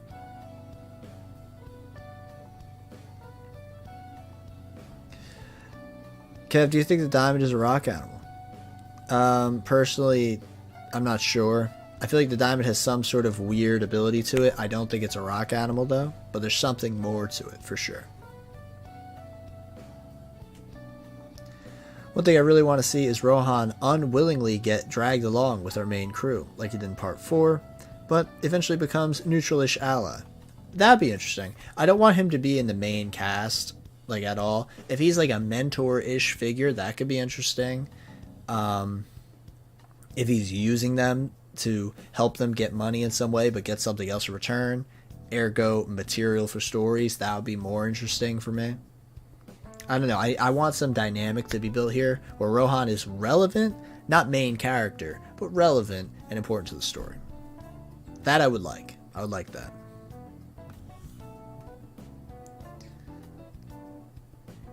And it's super weird to me to let your home intruders walk around freely in your home unless it's a setup to find people capable of breaking into his home. Gyro, I completely agree. I was super sus of Rohan last chapter saying he's doing it on purpose. The fact he's alone, but there's so many other bedrooms and stuff. I feel like it's intentional. I feel like Rohan is trying to, basically get people into his house. And, push for material, essentially.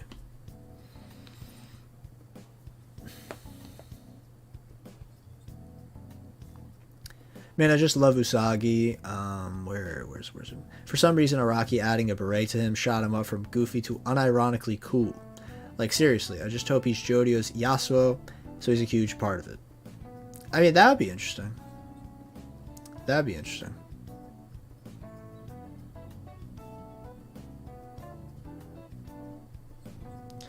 November Rain Requiem just adds arms to the stand to do a stand rush like Tusk. Hey, that would be crazy. People are saying it needs to be a punch ghost, so, I feel like Meryl May is going to be the villain. I can see that.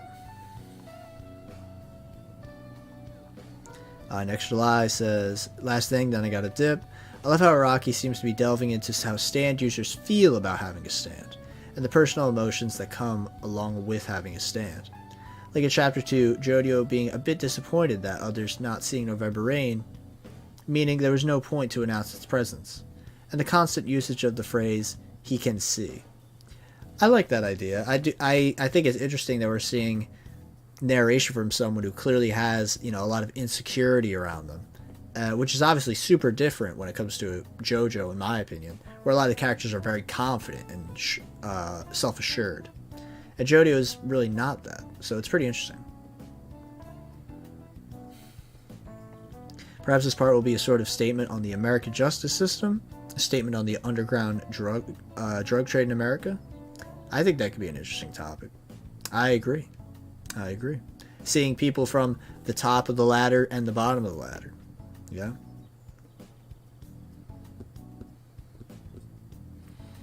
Just waiting for the last scene, being November Rain's last attack, being the raining storm during the carriage crash. Oh my god. From the beginning of the whole story, that would be crazy. I feel that the crew is going to be mostly solid, but I feel that Meryl can't be trusted, and I feel Rohan's not a true bad guy.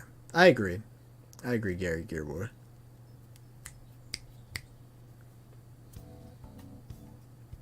I think the Diamond launched him versus Heaven's Door launching him, but how would the Diamond launch him? How? Like, we saw Heaven's Door on his face. We literally saw it on his face, and then he's launched. Like, Jared, I get what you're trying to say, that he's not doing things, but we saw Heaven's Door, and then he got launched.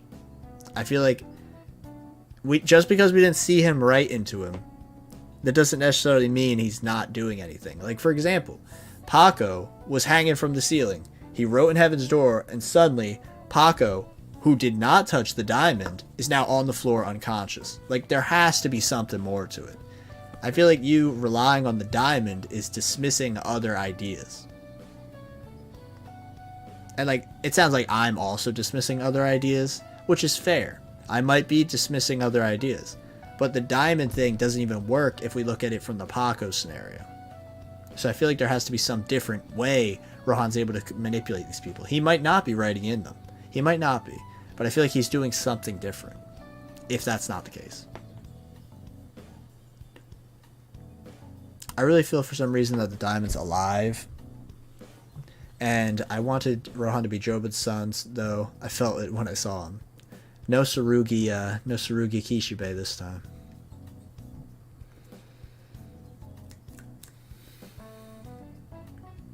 The cat is giving me a combination of Stray Cat and Iggy for some reason. No, I could definitely see it. A stand user, but also a cat who's like actually a cat and not a plant cat. 5 chapters later, Rohan's home gets swatted. That'd be crazy. That would be crazy. Bro, I could imagine that Jodio uses November Rain to do a barrage like Aerosmith, but with raindrops. That'd be awesome. It's like a Gatling gun of raindrops. That'd be insane. What if instead of Jodio killing it, instead the cat is tamed and becomes a group pet for them? That'd be awesome. I would love that. I would love that. I would love that. Also, let me do this again before I forget. I forgot to link this at the top of the stream. Let me do this real quick, because we are already an hour and a half in, on the dot, which is hilarious. Firstly, if you guys are enjoying this content, shameless plug, whoa, subscribe, Lamau. And secondly, I have a Discord. If you guys want to continue talking about the greatness that is JoJo, I have a Discord. Check it out. Oh, not gonna let me paste it. Alright, well, we'll do that right now.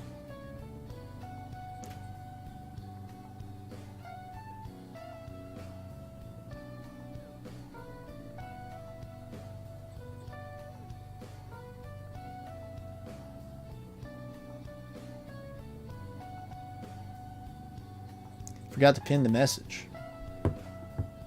Alright, cool, we're good to go. Alright, back to it. Where was it? Group pet. Alright. So I have an idea regarding Matsukudasai. Could it duplicate other stands? Dragona has 4 colony stands, so maybe he could add more to them to make them effective. So that is interesting, parkour. I don't know how exactly I feel about that, because I feel as though Dragona's stand, if they were copied, wouldn't even do the same thing that Dragona's stand normally does. You know what I mean? I feel as though the Matsukudasai is always the same thing, but there's something off, or it's wrong, or there's something different. If it was a copy of Smooth Operator, it wouldn't act like Smooth Operator does, because it wouldn't be Smooth Operator. It would be like a fake copy type thing. You know what I mean?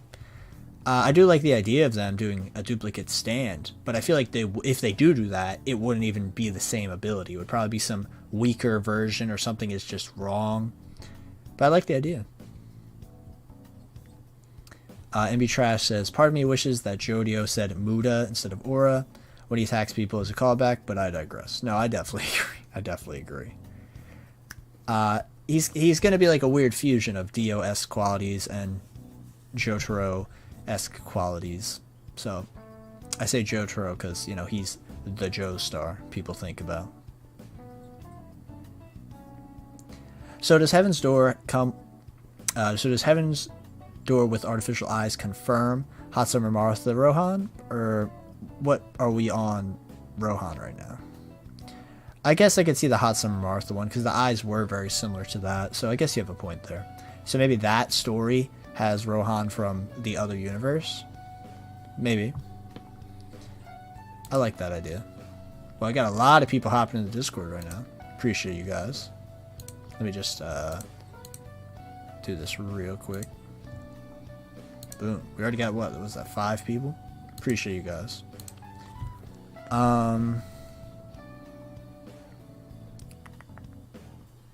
Imagine November Rain making Diamond Rain, like happened in some planet. Yeah, because they're in different planets, rain is obviously different things, which is a real thing. It might sound weird, but yeah, that'd be cool. The diamond is unbreakable. It's also quite a crazy diamond, if I dare say so myself. Shoutouts to, I think it was Moss and Bones who said that earlier. Fairly certain Moss and Bones said it earlier. Fairly certain. I'm going to look and see if I can find the message. Yeah, it was.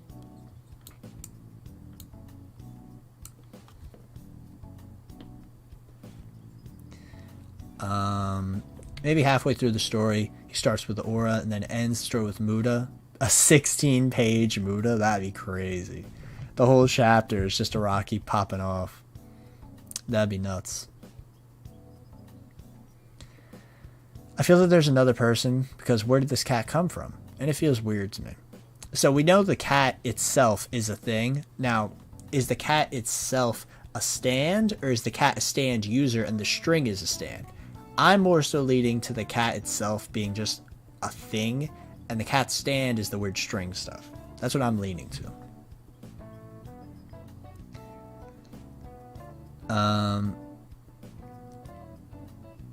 This cover can be taken literally. Is Rohan kidnapped using the cat strings? That's what I think a lot of people could interpret it as. I interpret it more so as Araki being kind of weird again. You know, Araki does do this quite often, but I can see it. Didn't Rohan use Heaven's Door on Koichi through his manga manuscript? So he could use it through items in the original universe. Maybe he could do it with any item, but we just happen to only see it with the manga manuscript. So, no, forever. Now, that's interesting. That's interesting. I do like that idea. I really do. I like that idea.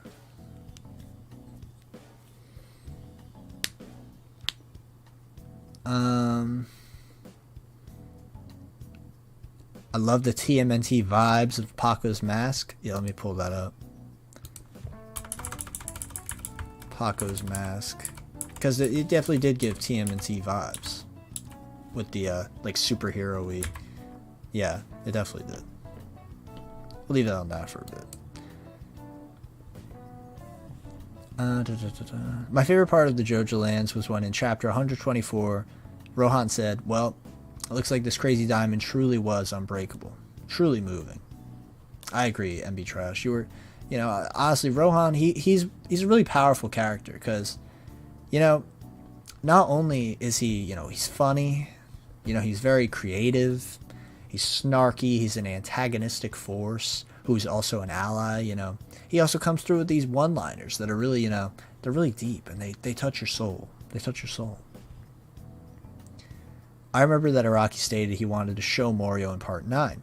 I'm curious if we'll get Josuke and the gang returning, if not a cameo. Now that would be crazy.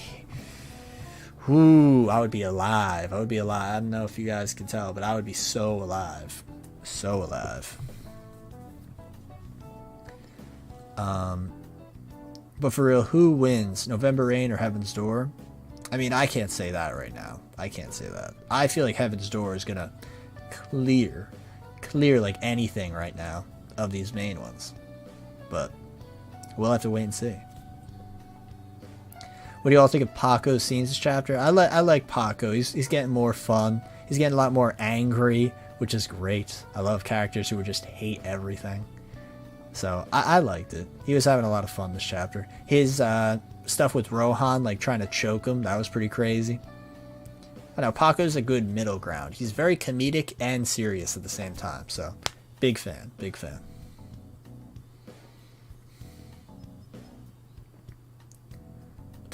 What if November Rain depends on his environment to produce a certain rain, like acid rain? My mind becomes a comic world. I completely agree with you. I actually said this in a video I did talking about the last chapter, which I'm, you know, gonna do probably for this one as well. I feel like this one won't be as much of a deep dive type thing, because not much I would say happened. You know, actually, I'm gonna do a clip of me reacting to Rohan, because of course I am, because I was alive for that. But I do agree. I feel like whatever's happening in the environment affects how it affects the person that's getting attacked by it.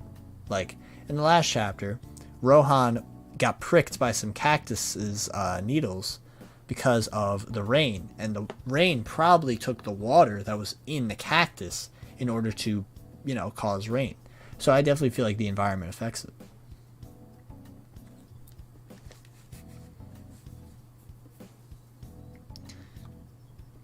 I really think the cat might join the gang and be the Iggy of this part.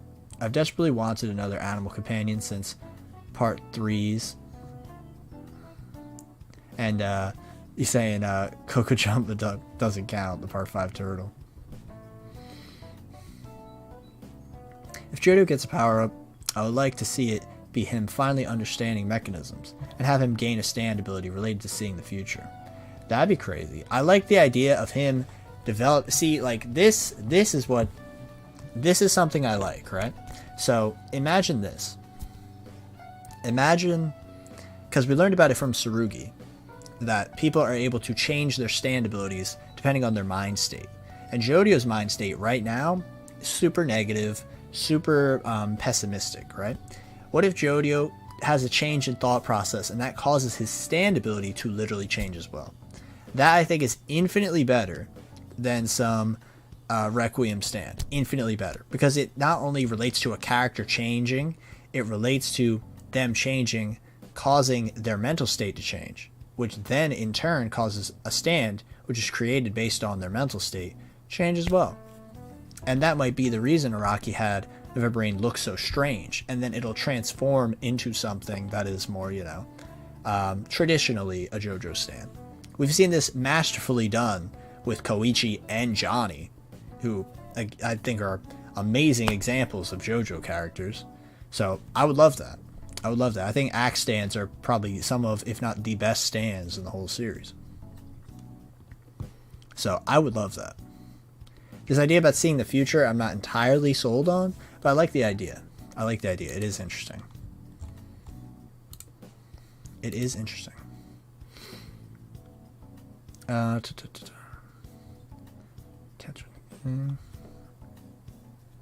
also remember that Araki stating, Part 9 will focus on Joseph Joestar's descendants. I wonder if we'll get some backstory with Jodio and Dragona meeting their grandfather. That would be interesting. That would be very interesting. Especially in Part 4. Part 4, Rohan and Joseph had some interactions as well.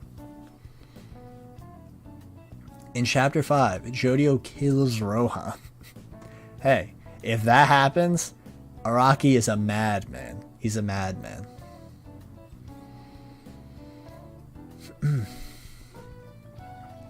Yeah, even if he can't write, just being able to read and make people unconscious definitely wipes out, team wipes out main characters. Yeah. November Rain Requiem can control all mechanisms through its spin, changing the flow of fortune instead of calamity. That sounds so heady. I could see Araki doing that because that's such a heady thing. And I could see it. Spin, changing the flow, stuff like that. That's such, like, Araki would quote line that entire thing. I could absolutely see it. But again, I'm hoping it's not a Requiem thing. I'm really hoping it's not a Requiem thing. That's all I'm hoping for. I wish that Rohan's stand wasn't so OP with just touching now. I mean, maybe have them fight a pen out of his hand. That's true. We don't know if he's writing anything in there at all, but I get what you're saying. November Rain feels like a more versatile and precise version of Echo's Act 3. Both have heavy abilities. I agree. November Rain turns to Purple Rain. That'd be crazy. What's the spin power up going to be in this part? Spinning Rain. Hey, it's like a tornado of a monsoon. That'd be nuts. I could see the monsoon, unironically. I could easily see the monsoon. Parkour says Part 7, True Man's World. Part 8 is the flow, and Part 9 is the mechanisms. Talking about like the theme of each part. Purple Rain would be a crazy power-up. Mix of November Rain and Hermit Purple. Have his raindrops reflect the future. See, that's like too much for me. That's too much. I'm like, I don't even know what's happening there. I get what you're saying, Hermit Purple with the, the spirit photography, seeing the future stuff. But like, what does that mean? The raindrops reflect the future. For a second, I thought you were going to say like purple haze, like some like acid rain. That I could see. That's like not that crazy. My Becomes a Comic World says, alright guys, it's been fun. See you next stream. God bless and good night if it's nighttime for you. Well, I appreciate you for stopping by, man. Hope to see you next stream. You were very positive in the chat.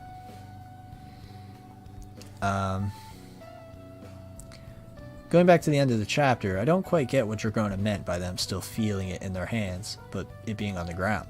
Is it some sort of illusion or what? I really didn't get it. Yeah, that is interesting, because I feel like there's got to be something more to it. Because we saw it somehow escape from the bag. We saw it somehow escape from the bag, as well as Dragona's hands. So I'm very curious as to how this is going to be. Maybe the diamond has some weird like teleportation based stuff. I'm not entirely sure. I mean, I feel like Araki's intent is for us to be like, what's even happening? Because that's the appeal of JoJo. we're always left in this state of suspense, you know, because all the abilities are so insane that none of us can really predict them unless it's like specifically told to us. So it could be the diamond has some sort of ability of some sort. The diamond is alive. I hope it's not like a rock animal thing. I honestly, and my favorite idea for the diamond at this point is it's Yotsuyu's family jewels, which is the craziest thing. Let me see if I can find it. Raining Frogs Part 2 is November Rain. Hey, that would be crazy. D3 Adventures says Part 8 equals slow instead of flow. You're kind of spitting a little. I mean, this part is like breakneck speed, so anything feels slow in comparison, but Part 8 definitely is slow. I mean, at this point, Part 8, we didn't even know if Josuke had a stand, which is crazy. I think all of the philosophies come in full circle. True Man's world focused on striving in life, flow represents the natural laws, and mechanisms could be a combination of the two. That's interesting. I like that. I like that.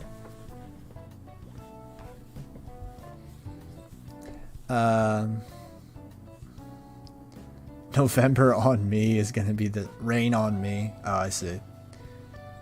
Hey, Rain on Me. Another, what's that? The Lady Gaga Ariana Grande song, right?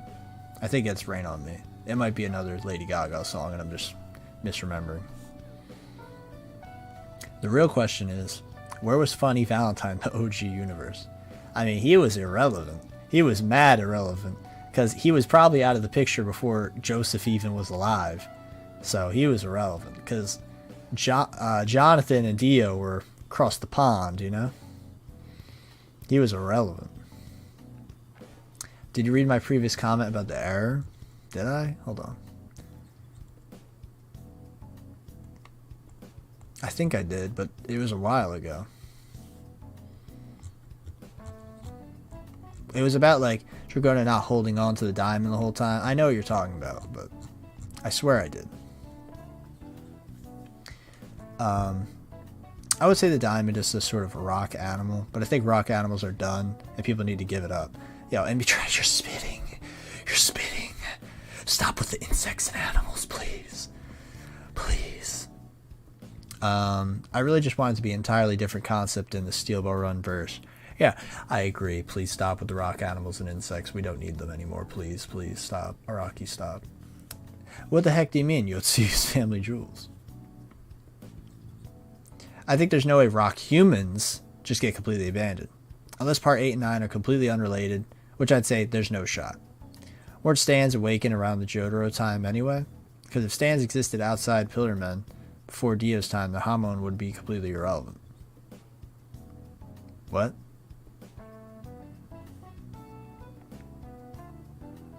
I'm confused on that last part. But rock humans, I think might be relevant.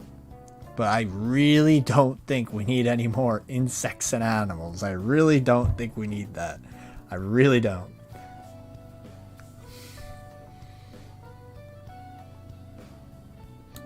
Hold on.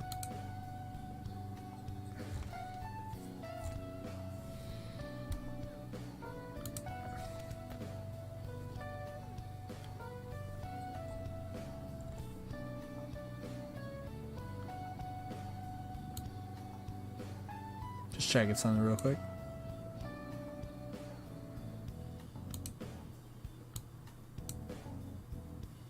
Okay, my thing is lagging like crazy. Love random lag. Got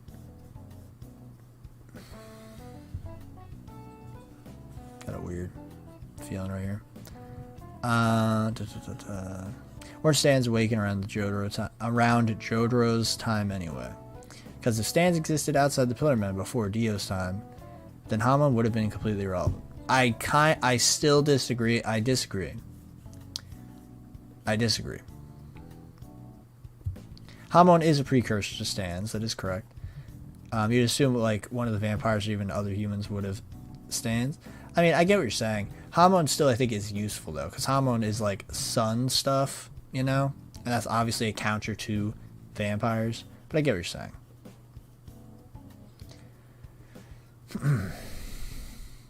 Maybe Jodio could have an ability such as Don't Rain on Me from Joji. Okay, not these 3 adventures. I'm not gonna, you know, put you down. Because hold on a sec. I'm gonna turn my camera off real quick so you guys can see this. Okay, you guys can still hear me though. So I'm not gonna put down your idea. Probably you're gonna not hear me as well. But I'm not gonna put down your idea. Not gonna put it down because like I'm a fan of JoJo, right? I'm a fan. Hold on a sec. Should be able to see me again. Cool. Yeah, like I'm a fan of JoJo. I'm a fan. I got the hat day 1 for the album, but all I'm gonna say is Joji is not that popular. Like he is he's like C or D tier level. You know what I mean? And if, it might seem like all these rock songs aren't that popular, but like they're popular to Araki because he's listened to it, and they're from like decades ago. They're not popular now, but they were popular. That's the thing. I would love it, but I just don't see it happening. What's wrong with the rock animals, bro? The one with asbestos was cool. That one was cool. That was like the best rock animal. But I don't know. I don't know. I don't see the vision. I don't see the rock animal vision.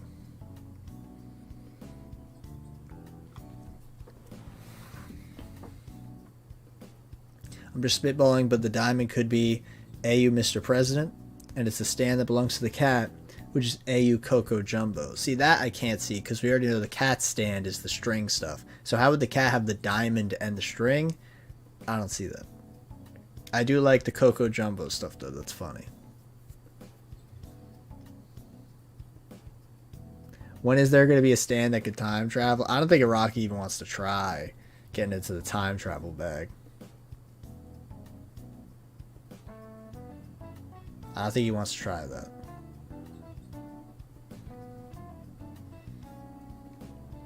Kev, do you think we'll see some sort of Zeppeli descendant in this part? I think it would be cool if we could see the spin again. I don't know. Maybe I just like Gyro too much. I mean, Gyro's the GOAT. Gyro's the GOAT. So I can see why you like him, you know? Who doesn't like Gyro is the real question. But for me, I would like that. I would. It would be very full circle if this is, you know, the final part of JoJo. It would be very fitting if a Zeppeli was in it, in my opinion. But that'd be cool. What would have been cool... Excuse me. It would have been cool if the rock animals had stands of their own along with the users. See, that would have been fine. Then it would have been fine with the rock animals. But the rock animals seem like these like tools, these extra tools. Because Araki's like, this ability would be crazy. But the problem with the rock animals is they don't have personality. They don't have personality. They don't have flair. They don't, you know what I mean? They don't have that oomph. Like, when you see a bundle of sticks, are you instantly like, that's a fire design or an interesting character? No, it's a bundle of sticks. Like, I don't know.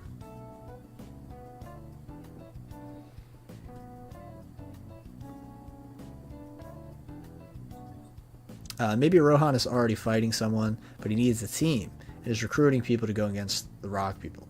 Like, I don't want to force the rock human, rock animal, whatever stuff. If it's never, it would be hilarious if none of this stuff ever shows up ever again. It would actually be hysterical.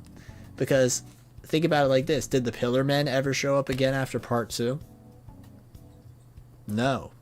No, they didn't. They didn't. Like, it would be hysterical if these rock humans never show up ever again. Literally, they never show up again. That would be insanely funny, in my opinion. Because so many people are like, Paco's a rock human. Jodio's a rock human. The rock animal cat. Like, everyone's thinking that. Everyone's thinking that. But it's like, imagine if none of it mattered. None of it would have related to this part at all. That would have been so funny. So funny to me. I also thought the rock animals were cool, but we didn't have that many, right? We had the hair clip, the one or two Toro used. What other rock animals do we really have? The one with Urban Gorilla, which was the dog thing. I hated that. Oh. Like if Urban Gorilla's pet could have a stand. That, exactly. I really didn't like that Toru had two. I really didn't like that. Because Mr. Big Bad needs to rely on a bundle of sticks. Ugh. Ugh. Gyro is my first JoJo cosplay, so I co-sign him being the GOAT. That's awesome. That's super sick.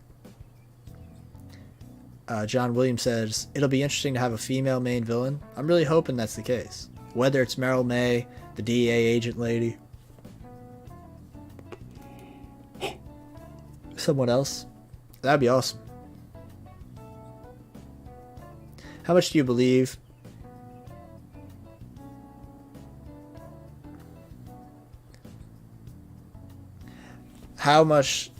that it's possible to really guess what's going to happen next? I mean, predicting JoJo is so hard to do because Araki could just throw out some random new element or something we don't expect, because that's all part of the fun of the story, you know?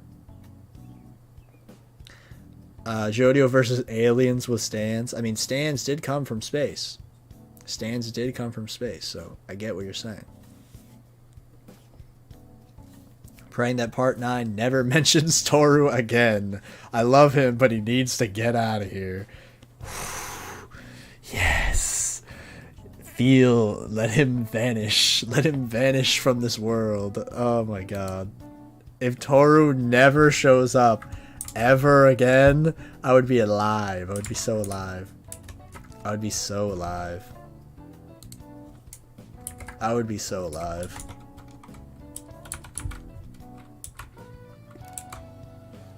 Oh, I'd be so alive. It's just like, that would be perfect. It would be perfect. If he never showed up ever again. Ever?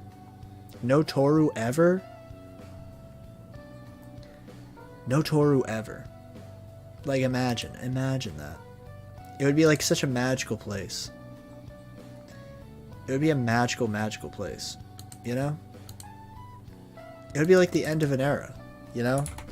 No more complaining about Toru. Because there's no more Toru in the present story to complain about. You know?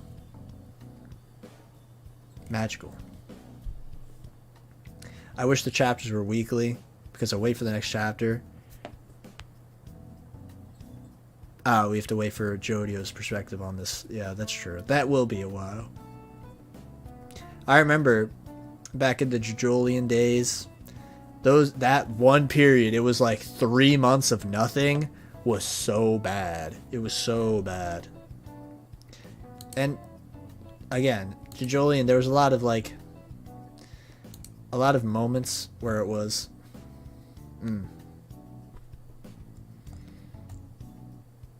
it was just, there were so many moments that just, because the whole arc basically was like running. It was all running. It was just like, oh, next chapter they just running again. Oh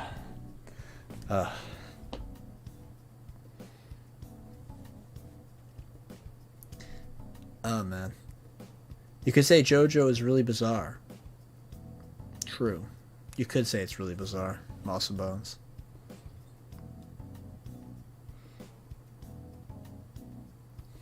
I like Toru as a villain because he wasn't like the others where he's openly evil. No, Toru's evil. He's a pretty awful person. Toru's pretty awful.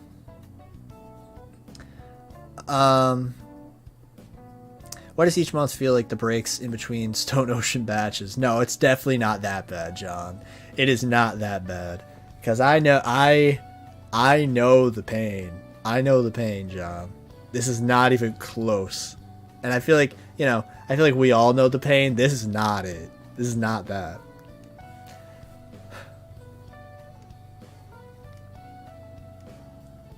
I feel like the problem right now is we're so early on in the story that it feels like it's so long because people aren't speculating like crazy. or theorizing or having stuff like that. And if they are, people are like, what are you even talking about, bro?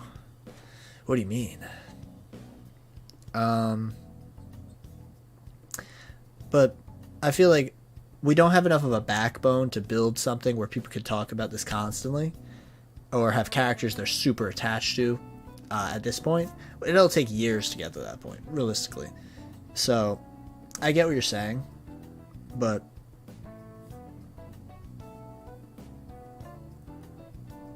once we get to that point, or like super invested in these characters, it won't feel that bad at all. It won't.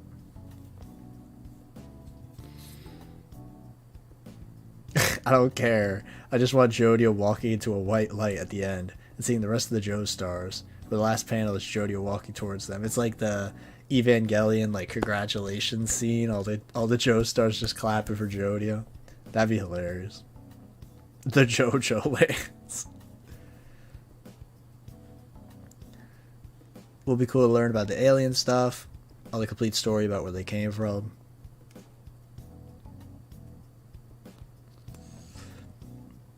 Like stands and all that, yeah. I also wonder if people actually believe Jobin is coming back, because I see people joking about it all the time, but it makes me think if there are people genuinely believing he's returning. I mean, not to be that guy, but I feel like so many people just didn't even read Jojolian because they skipped through. They skipped through all of it. They were like, Steel Ball Run, pretty fire, you know, because everyone talks about how great it is. And then they're like, oh, but Jojolian, oh no, I kind of want to read part 9 instead, you know what I'm saying? And then they skipped that entirely. Read Jojolian, they're like, yo, this Jobin dude, apparently he's really cool. What if he comes back? They don't even know. They have no idea. They don't know who Jobin is. They don't know my goat. They don't know. They don't know. They don't know the menace. The beetle-loving menace. The stone-nosed menace himself.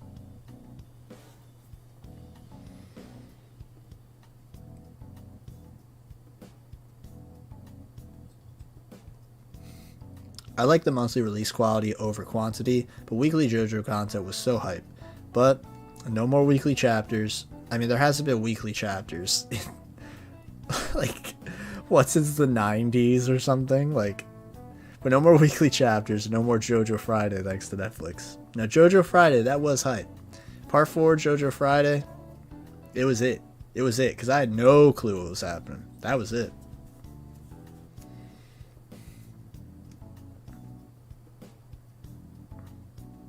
Stone Ocean was bad. I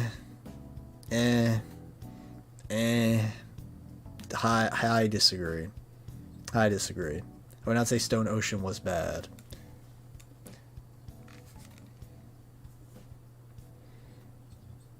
But we need Jodio and Toru in All-Star Battle R.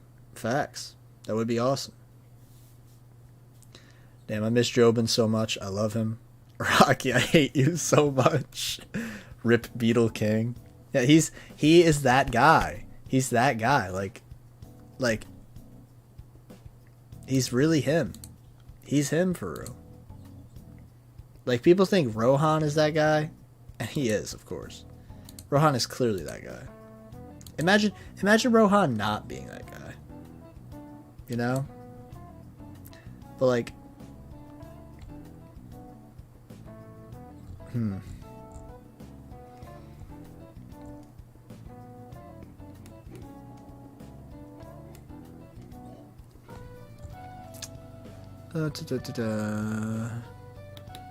Jobin. Looking at this wiki and finding nothing. There it is. I really thought it would have been earlier in that page, but I couldn't find it.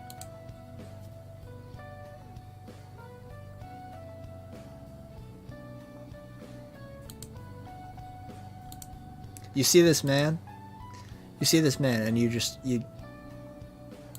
see what you do, Araki?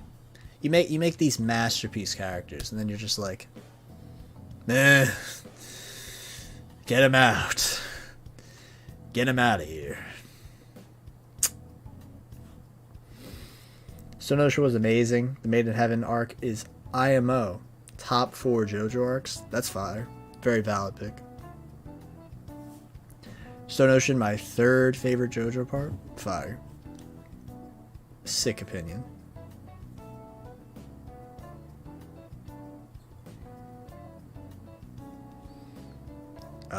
Can Jobin keep... Okay, no. No. Let's see, hold on.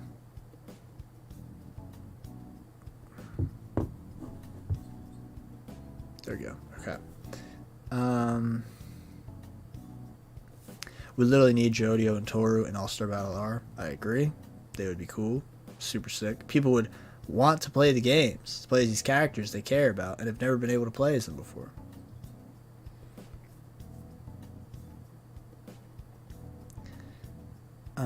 I wasn't a fan of Jolene's character, which is sad because I was hyped for a female JoJo. And a lot of the stand fights were meh. There were definitely a couple cool ones, though. I think Jolene is like one of the best characters in JoJo. So I can't understand. I really can't understand not being a fan of her character. And I can understand the fight thing, though. I can.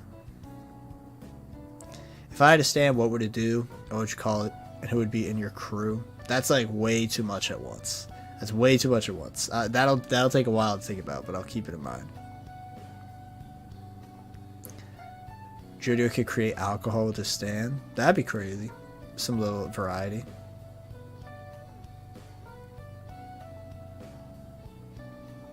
I've been loving Jobin since the first panel he appeared in. I'll never forget him. Why, Araki? Why?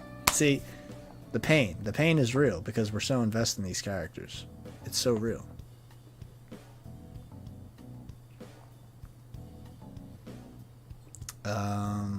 Stone Ocean is a blessing to humanity and is the perfect send-off for the OG universe. Jolene is my absolute GOAT. She literally stopped a meteor, and I take no criticisms. Yo, Moss and Bones and NB Trash are like the MVPs of the chat for me, bro. They spit like 24/7, I feel. It's crazy. It's crazy. Snapdragon says, Jolene is an amazing JoJo. She's like part 3 Jotaro, but better written. That's kind of crazy. That's kind of crazy. I love that. I love that. It's kind of toxic, but kind of true. It's crazy.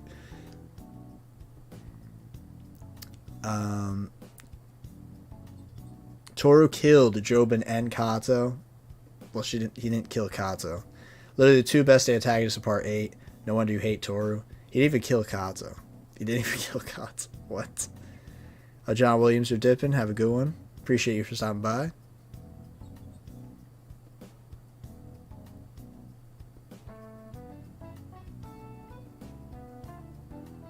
Jodio for Smash?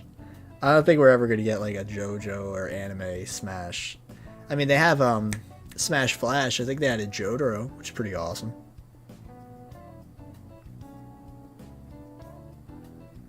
Hard to disagree. I think she was one of the worst. That's crazy, bro. That's crazy. That's crazy. Can we get Carrera back, please? She promised to be back. Did Araki lie to me?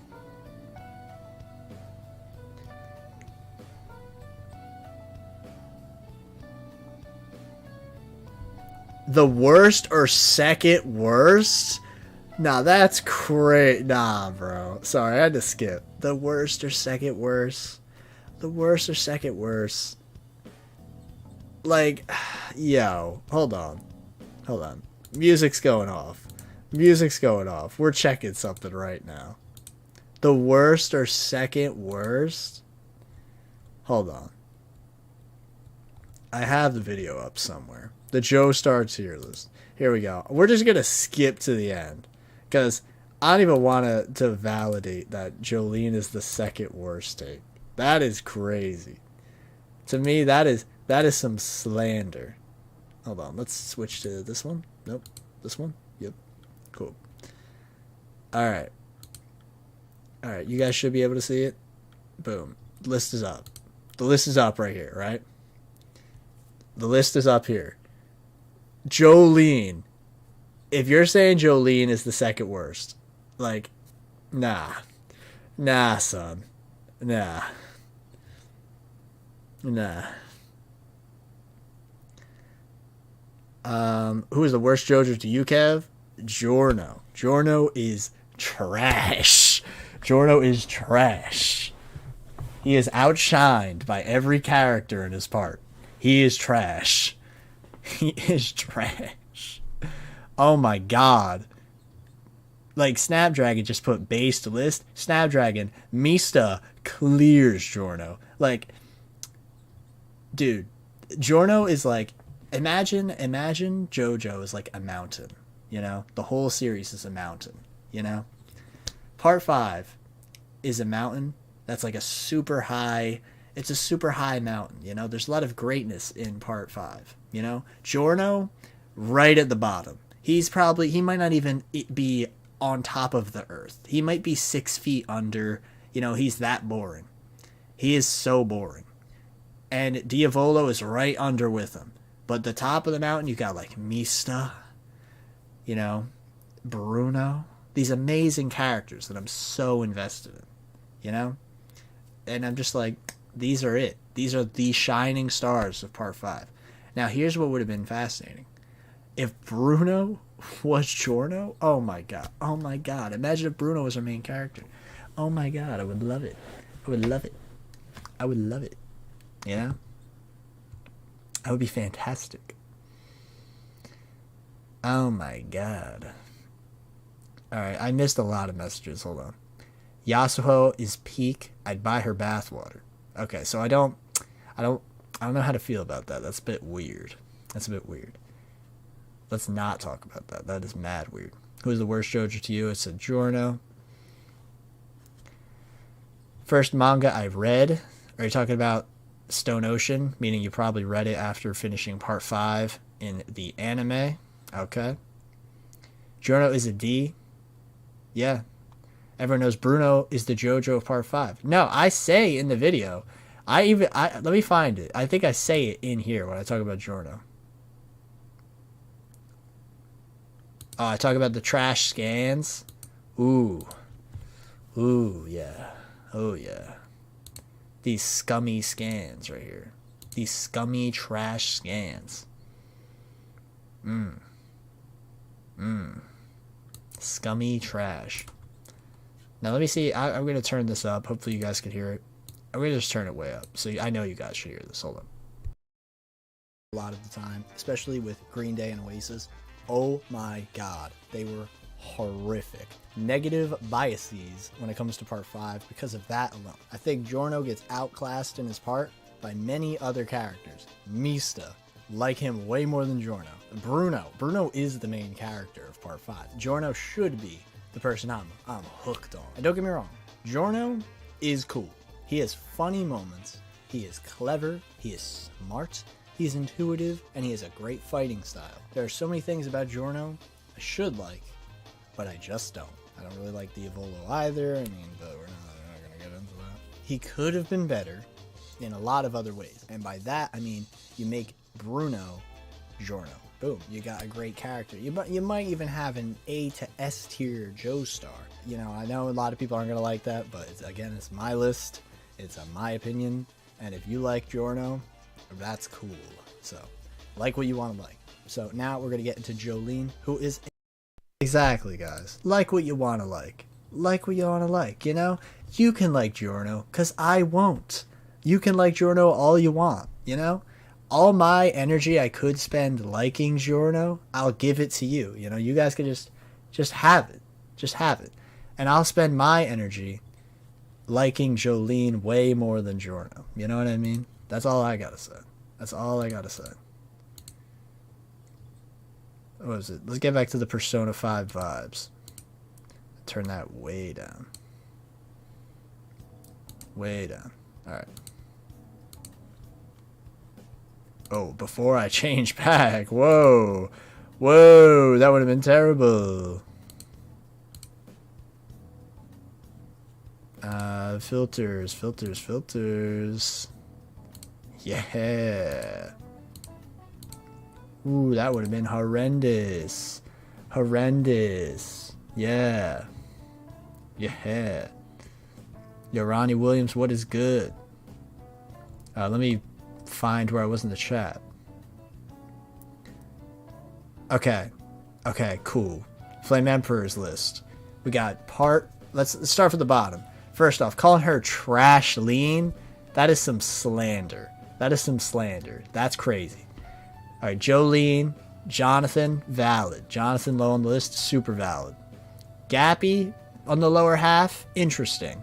I don't know if sure, you know. Giorno over Gappy, that I can't understand. That I can't. Jotaro, valid. He's very cool. Johnny, very cool. Joseph, number 2, awesome, fitting. Josuke 4, top 1, fire. Fire opinion. That is it. That's a good one. That's a good one. Giorno has the personality of cardboard. Bruno and Mista are much better characters. Also, Purple Haze feedback. Fugo was a better main character. Snapdragon, you just cooked up some picanha, some dry aged picanha right there. You cooked. You cooked right there. Gary Gearbor says, I give Jonathan a B because he started the bloodline, you know, and that's a funny reason. I like that. MB Trash says, Giorno is good, IMO, not the best. Although I do believe the whole thing about Part 5 was Araki focusing more on the group and them having their moment. I don't hate him, though. Gyro, spitting, says, Yasuho is peak, TBH. She is. She's amazing. One of the best JoJo characters ever. You guys are arguing over Jolene's hand in marriage. Pretty crazy. Gyros has a list as well. Jonathan and Jolene tied for the bottom. Okay. Then Giorno. Okay, so it's hilarious. You were saying Giorno's better than Jolene. I thought you meant like Giorno was like clear of Jolene. Jolene at the bottom is still crazy to me. That is still like insane. But Giorno is literally a spot above, so not as big of a deal. Then Jotaro. Then Gappy. Then John. Oh wow, and the top 3 are the same as Flame Emperor. So that's cool. Josuke 4 is top 1. Respect. I like this. I like these takes. Flame Emperor, I haven't read One Piece, but I do know that Luffy is 100 times better than Giorno. Yes! Yes! Yes! Brother of Kev D, Dog Pound, you know what's up.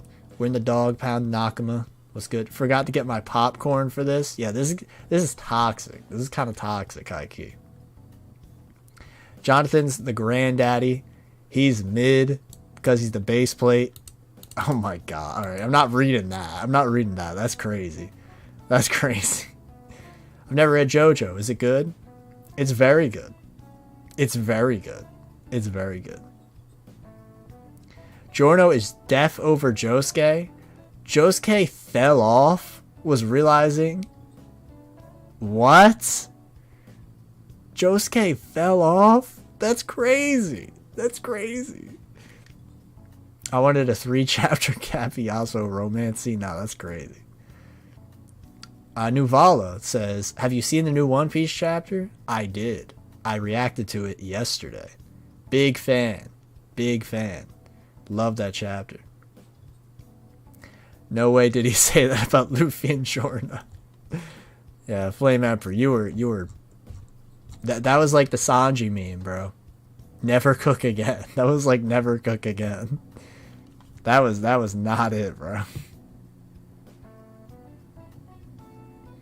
Number 1 is Joseph. Hey, valid. You valid. Joseph is awesome. Hold on, let me refresh this thing real quick.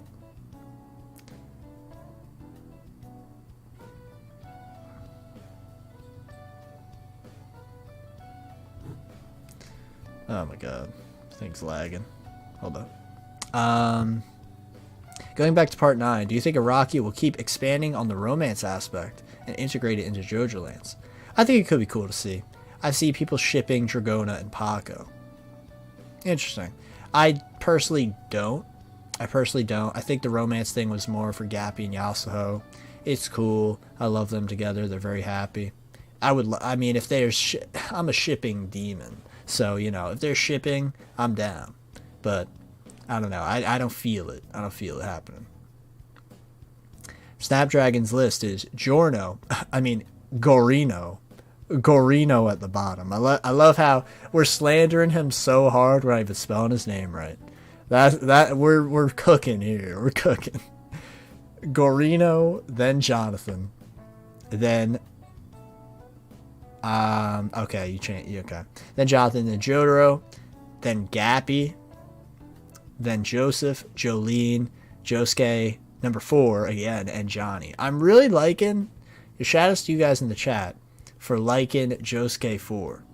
Shout outs to you guys. Shout outs to you guys for liking Josuke 4. I feel like so many people sleep on him. He's a great character. Shout outs to my guy. Fire chapter? Facts, bro. All right, Ronnie, are you talking about the One Piece chapter or this one? I mean, they were both pretty gas. So, but which one were you talking about? Jodio is our first white-haired protagonist. Usually they're black, blonde, or brown-haired. Yeah, a more normal hair color. It is pretty interesting. Gary Gearboy says, I'm going to go, lads. Have some stuff to do. Can't wait to see the next chapter. Reading thing, guys. Yeah, I appreciate you for stopping by. Gyro's Balls of Steel says, I'm out, boys. Good night. Appreciate you for stopping by, Gyro. I know we were kind of flaming your take, but it's all love. Appreciate you for stopping by and hanging with the chat. Hope to see you again, you know. All right, Noel Forever's got a list as well. Jonathan on the bottom. Josuke 8 at number 7. That's kind of crazy to me. That's kind of crazy. I don't know. Gappy in the lower 4 is kind of wild. Gappy's cool. Josuke 4, number 6. Giorno 5. Jolene 4. Jotaro 3. Johnny 2. Joseph 1. Solid list. Solid.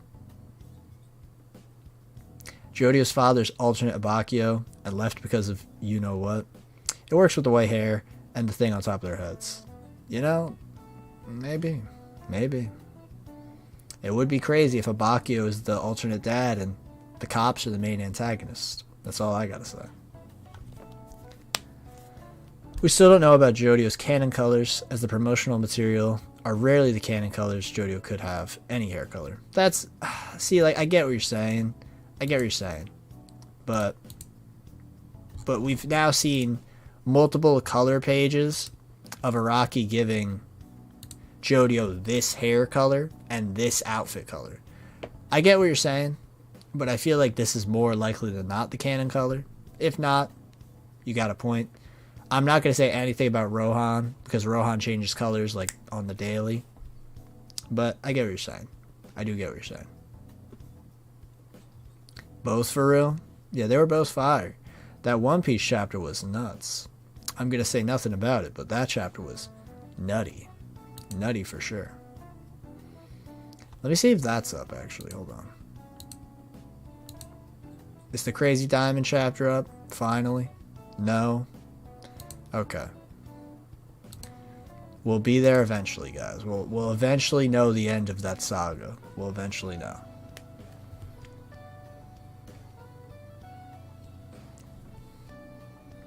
Ooh. Okay. Hold up. MB Trash is coming through with the list. Okay, my personal list.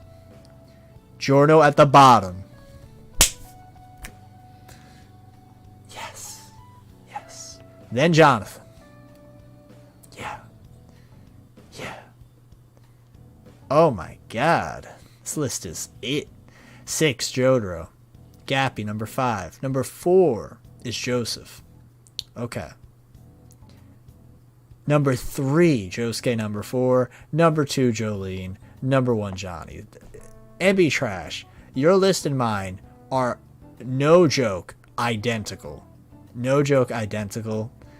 Except Josuke and Joseph are switched. Our lists are basically the exact same. That's crazy. That is so nuts. We're really in the, what's it? The mind link right now. We really got the mind link going on.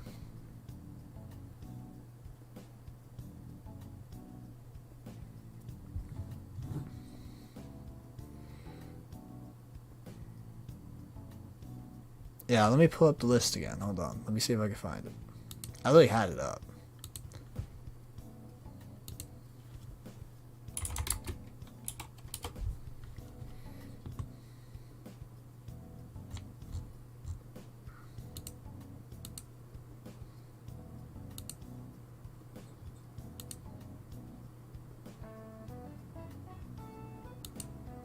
Alright, we're back up here.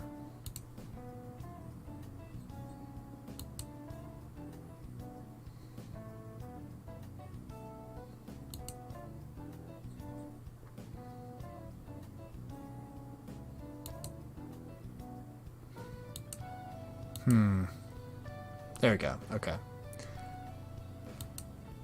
Alright, I didn't order the list. I'll let you guys know in advance. I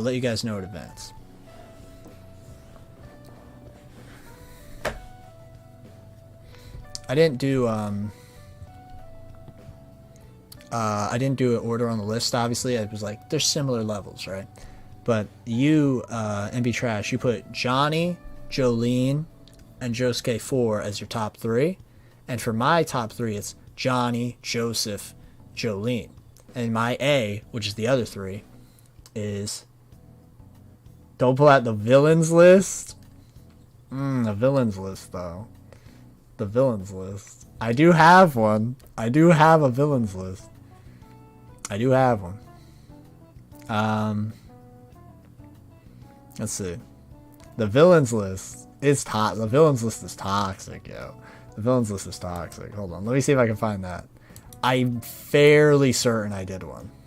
Fairly certain. Because I know my hatred can come out, you know? My pure hatred. Let me pull it up. I think I have one. If I don't, that might be a stream in the future. I'm fairly certain I do, though.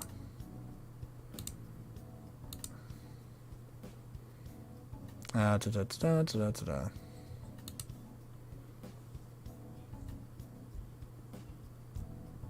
see a villains tier list, baby. Alright. And I did like all the villains. We're not gonna do that. Oh god, this is so old. Look at the camera. Wow. And my hair after I got a haircut. Crazy. Crazy. You're not gonna see my hair though. It's hidden. It's hidden. Oh, I do like this list is fire though. Hold up. Hirohiko Araki, of course, is the greatest villain in JoJo. Why'd I put Toru in A? Why'd I put Toru in A? I like so many of these B villains above Toru. I'm a fraud. I'm a fraud. But my S tier is pretty much all goats. I shouldn't have put the head doctor separate from Toru. Because Doppio wasn't separate from Diavolo. I shouldn't have done that. This list is fraudulent. I'll have to redo this. But for me, Kira's top 1. My guy Diego Brando, number 2. Funny, number 3. Joba, number 4. The GOAT, Wamu, number 5. Great character. Oh no, Doppio's right there in A. Doppio's S tier.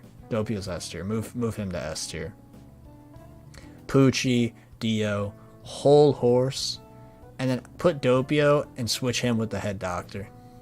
And then that's it. I'm fine with that.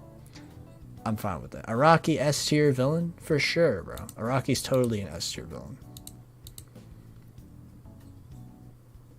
For Toru, what I need for Toru, right, is, you know how the tier lists usually have like, it's like how you guys put in the chat, like the arrows. I need like a bajillion arrows and then Toru. A bajillion arrows, because Toru is like in the mud. You have Diavolo over Pucci. That's fascinating. Well, Masa Bones, I see you say should be sleeping. Hey, that's valid. That is valid. Here's the thing. If you want to chat it up on Discord with the villain list and stuff, join the Discord and then we could chat it up for sure. In a time where you literally cannot, you know, when you need to sleep to go to a job application. I saw you mention that earlier, like a job. Yeah, job interview tomorrow. Yeah. Okay, let's see these lists though. Hold up. Snapdragon says cars at the bottom. Okay. Diavolo. Then Dio. Then Pucci. Then Kira. Then Valentine. Valid. You're valid. You're valid. Not finished with part 8, so don't feel comfortable ranking Toru. Valid.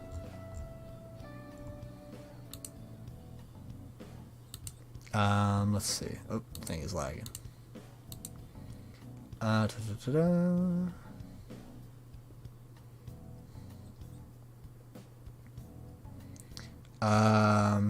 Moss and Bones, Toru, right at the bottom, right at the bottom. Pucci, okay. Diavolo above Pucci. Funny Valentine, then Cars above Funny Valentine. Fascinating, fascinating. That is fascinating. Because I like Cars, I just don't expect the, you know, Cars to be that high. I like that though. Kira and then Dio. Fire. Dio at the top. Sick opinion. Flame Emperor. Toru. Then Cars. Then Diavolo. The worst 3 JoJo. Then Pucci. Doppio. Separate. I like that. I like that. I like that. Then Dio. Then Diego. We're ranking the GOAT. Diego Brando on this. Then Valentine. Then Kira. I love that. Kira, top 1. Love to see it. Oh, I don't think I looped it. Yeah, that's why. I was like, something's wrong here. Something is wrong. And then for MB Trash, we got Toru at the bottom. Toru at the bottom. Diavolo. Cars, Pucci, Dio, Diego, Kira, and Valentine. Love that. Love that. These the top 3. The top 3. Love it. I like how we put Diego in there. Because we know he's fire. We just know. We just know he's great. You know? Alright, Null Forever. Null Forever. We got Toru at the bottom. Toru at the bottom. Then Cars. Then Valentine. Interesting. That's our lowest Funny Valentine yet, I think. Or was Funny Valentine 6th in one of them? No, I think... Yeah, no. That's the lowest yet. Then Doppio / Diavolo. I like how we're putting Doppio first, because Doppio is clearly better. Then Pucci. Then Dio. Then Kira. Fire. Love that. Snapdragon. Cooking right now. Snapdragon is cooking. Says, also, favorite minor villain is Risotto, but if you don't want to count him because he didn't fight the main gang, my second favorite is Tiziano and Squalo. I wish they had more screen time. Nah, bro. Nah, Risotto is that guy. Risotto's him. He's one of the best JoJo villains ever. Snapdragon, you chefed it up once again. Once again. NB Trash says, can we agree Diego is a much better written villain than OG Dio, though? I mean, I don't know if I really agree with that opinion. They're different, but does that mean he's better? It's subjective. Because they're very similar. I wouldn't say they're necessarily better, because Dio, what makes Dio such a great character is the hype that's built around Dio. The legacy, the lineage. What makes Diego so interesting is the ways he differs from Dio, which in itself is good, but I do think that they're both good in their own way. And you could obviously like one more than the other. I'm not going to say he's better written, though. I'm just not going to say that. Because they're written in different ways. You know? Dio is more of the imposing threat, while Diego is more of the active character. You know? Because him and Johnny are on equal level for the most part, while Jonathan and Dio are on very different levels, and the goal is getting to Dio's level and stopping him. So, I don't know. I wouldn't say they're necessarily better written or worse written. I just say they're written differently, and that's what makes it interesting. Yeah, nah. I'm glad we're cooking. We're cooking right now. D3 Adventures asks, what did I come back to? Well, we were doing the ranking the heroes list, the Joe stars, but now we're ranking the villains. So I pulled out this relic of a video. I might have to do a redo thing of this on stream. I think I might have to do a redo of this, because now, well, Julian was done at this point, but it would be fun, right? I think it would be a fun thing. We could do like a community thing, like say if people like want to push an agenda hard for a character, we could do like polls and stuff. That could be fun. That could be fun. Emmy Trash says, I agree on that, Kev. I just really like Steel Ball Run. I mean, facts. The hottest JoJo villain tier list. Oh, man. Hey, Araki might be top one then. Hirohiko, you know what I'm saying? Nah. But Chase, welcome to the stream, my guy. The cool dino is better than the pea-colored scuba diver. You're cooking. You're cooking. That's honest. We're all biased in some way. Oh, no, definitely. Definitely, man. I feel like there's so many JoJo villains as well. There's so many. Like, there's so many.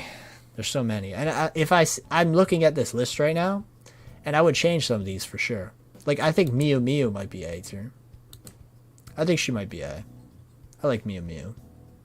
She's cool. Anubis, I would put in A. I'm just looking at this like, probably. I think what makes OG Dio good is his influence in all parts. New Diego is less of a villain, TBH, and more of an antagonist, because Johnny ain't a saint either. Diego is better written than Dio in an isolated part. See, now that's fine. That's fine. I can understand that. Ranking JoJo characters while having a headache. Ranking JoJo characters while having a full course meal. Just a mukbang or whatever. Favorite minor villain? I'm still probably sold on Risotto. I'm still probably sold on that. However, are we counting Wamu as a minor villain? Because Wamu is awesome. Like, I feel like Wamu is not a minor villain because he's very relevant throughout the story, but he's not the main villain. You guys get what I'm saying? I feel like Wamu is like Diego adjacent. You know, they're both very important in the story, but they're not considered the main villain, you know? But I would definitely say it's either Risotto or Darby. It's one of the two. It's one of the two, because those two are so compelling in so little time. So they are, I mean, if, not to be that guy, but if Kishibe Rohan is a minor villain in the Jojolands, then he's top one. He's top one. He's top one. But nah, those three.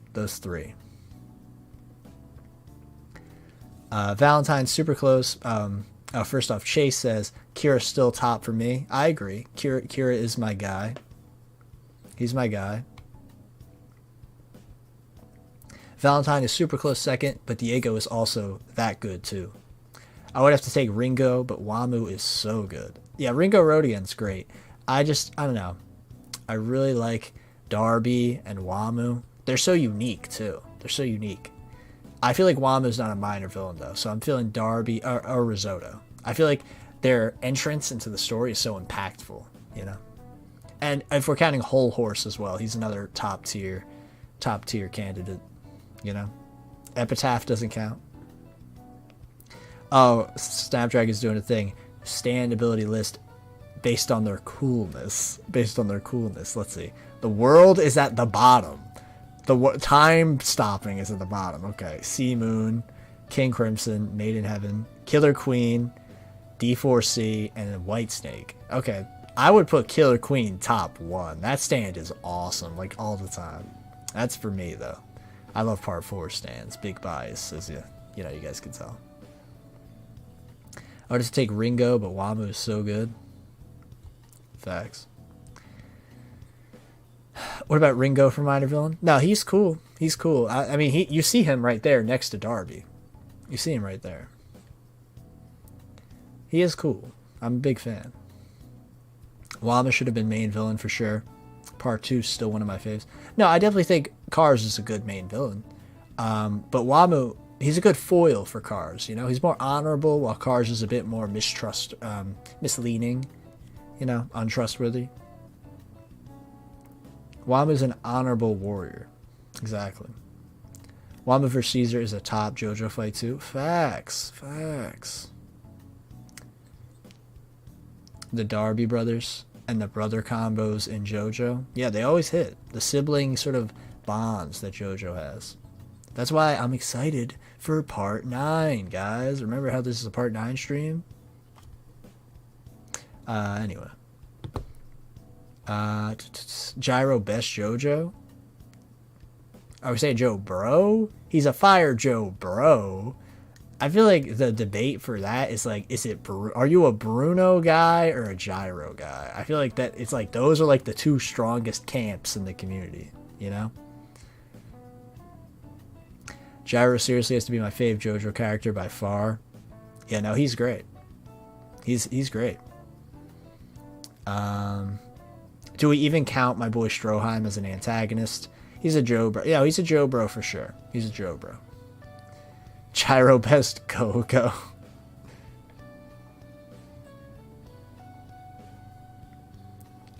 Killer Queen top 3 JoJo stands. No diff. No diff. I agree. No diff.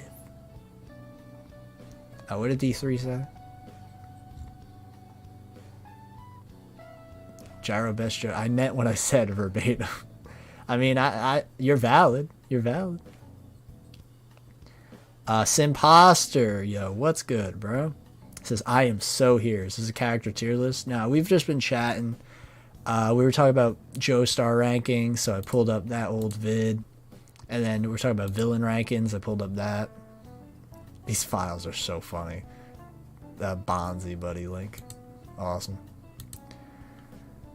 Let's see. Flame Emperor, I'm not going to look at that on a JoJo stream. I'm just not. I'll check it out later. Whitesnake, D4C, and Killer Queen are on the same level of coolness, but if I had to rank them, that's the order I would do. That's valid. That's valid. Those three are very cool. Albino Serpent is over Sea Moon. I mean, it is. It is. It looks cooler. Paco is going to join the Bruno and Gyro conversation after Part 9, I hope. He was pretty cool this chapter. Super angry. Yeah, no, I agree. I think Paco's a good mix of comedy and actually being serious and threatening. And that makes me excited for what's to come for him, for sure. I think he has a lot of potential. A lot of potential. I feel like there's a lot to talk about for the, like, what I'm really... I'm trying to think what do I talk about for the member vid. I'm really trying to think, because I want to talk about, like, the Rohan gushing stuff, because I'm going to do the reaction clip with the Rohan stuff. I just have to, you know. I was going in. But the member stuff, I want to do some more stuff, so it's like, I don't know. Whitesnake was my fave villain stand design by far. The black and white works so well, as well as the spike accents. I agree. It's a very good design, especially for a manga. You know, it's literally a monochromatic design. I thought it was awesome. Big fan. I love the DNA sort of letters all over it. It's so cool. My color theory side is coming out. Hey, I see the vision. I see the vision.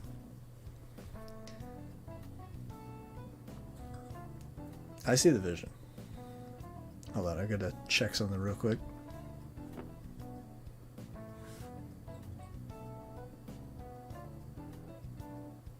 Speedwagon, Gyro, and Bruno, they're all in the race. Oh, I forgot about the Speedwagon camp. Because, like, the Speedwagon camp is serious, but it's also a meme. You know what I mean? It's like you can't tell who's serious all the time.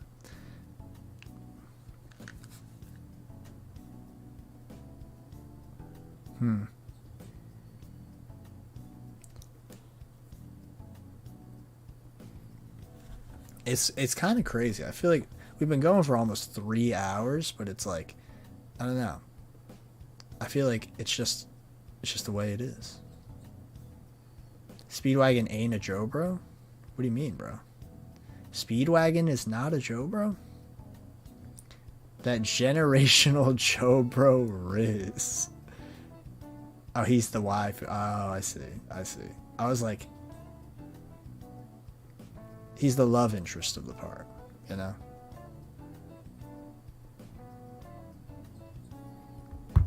I consider Speedwagon a JoBro, but I can also agree with people who say Baron Sapelli is the JoBro. I think there's always multiple JoBros, personally. You know? I always feel like there's never just the one, you know? Like, some people say, like, Caesar's the JoBro, you know? But Lisa could also be considered one, you know? Because they're both allies. I get what you're saying, though.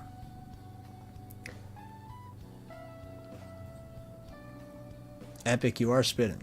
You are spitting. I don't know. Can't the JoBro be the waifu? You know? Can't it just be that way? That's like Yasuho. She fills the role of both. Can't Speedwagon be the same? Sapelli died too early to be a JoBro. That's crazy. That is crazy. That is crazy. To me, Baron Sapelli is the teacher of the part, like Lisa in part 2 and Jodo in part 4. So Speedweed is the JoBro to me. No, like, I get what you guys are saying, but I feel like there could be multiple, you know? There could be multiple JoBros. For example, like all of part 6 is like that, where basically every character is the JoBro. Part 5, so many JoBros. I know. I definitely think... Yeah, exactly. Chase White just says, the whole of Passione are JoBros for sure. My boy Mista is hilarious. Yeah, for sure. For sure. Speedwagon became a JoBro / waifu for 4 entire parts. Speedwagon was literally the JoBro of part 1 and was 1,000% in love with Jonathan. Even Joseph caught onto it in part 2. I mean, there's a reason he never married. There's a reason. Can we all agree that Joshu is not a JoBro? Now we're talking. Now we're talking. The thing about Jojolands is that there's so many characters in it that are like, are they JoBros or are they just allies for one part or one arc? And I feel like Yasuho is a JoBro, Mamazuku's a JoBro, and what's it called? So I'd even consider like Norisuke is probably, of the Higashikata family, he's the JoBro, because Joshu's not. Hato's cool, but she's not. Jobin's an antagonist, and Daya is absolutely not. She's literally the first antagonist of the whole story, pretty much. So big no. Speedwagon the GOAT. Facts. By the logic of the teacher and the JoBro, Misto would be the JoBro and Bruno would be the teacher. See, and I wouldn't even say that, because, like, Abakio could be the teacher, you know? Speedy Weedy over Toru's entire character? Facts. Ew, literally, why do people say Joshu is the JoBro? Because he's like the character. You know, he's the one people know outside of Josuke, because that's what people have been pushing. Yo, Melty, what's good? This is a W stream. Let me mod you. I thought I had you modded for sure, but welcome to the wrench. All right, Melty's, you're in the wrench gang now. Cool. All right, Joshu who? Jobin. I mean, Flame Emperor, you're spitting. Mamazuka Rai sweep. I don't think it's a sweep. Like, Yasuho is way better than Mamazuku for me. Way better.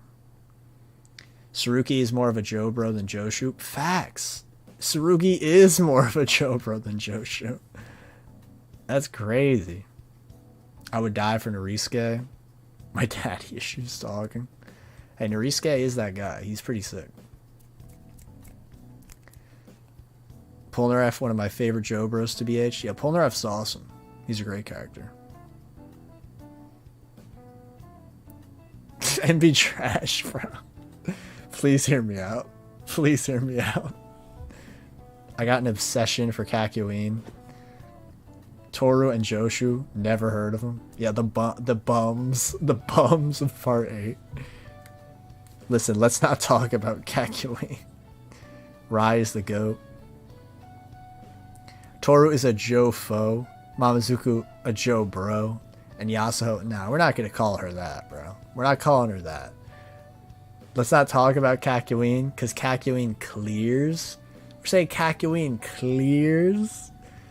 Giorno and D is hilarious. What's this list for? So this is like, this list, Melty, this list was my ranking of like the Joestar characters, and then I did a villains one as well. These are like old videos though. I didn't actually just do these. Because someone was saying, Melty, someone was named Gyro's Balls of Steel, and they were saying that Jolene is like the worst Joestar, and I was like, are you serious right now? Are you serious right now? So we had to pull up the receipt, you know what I mean? Yorani, welcome back, bro. Fire take by Mossabone. Is that the Kakyoin clears take? I don't care. Speedwagon is the best. I mean, he's the GOAT. Speedwagon's the GOAT. When I was reading the part where Jobin quote-unquote killed Norisuke, I actually had to walk away from my computer because I was so devastated and couldn't read anymore. Yeah, nah. Nah, that was the craziest. That was so crazy. Kakyoin over Abakio. Nah, you're spitting there. You're spitting.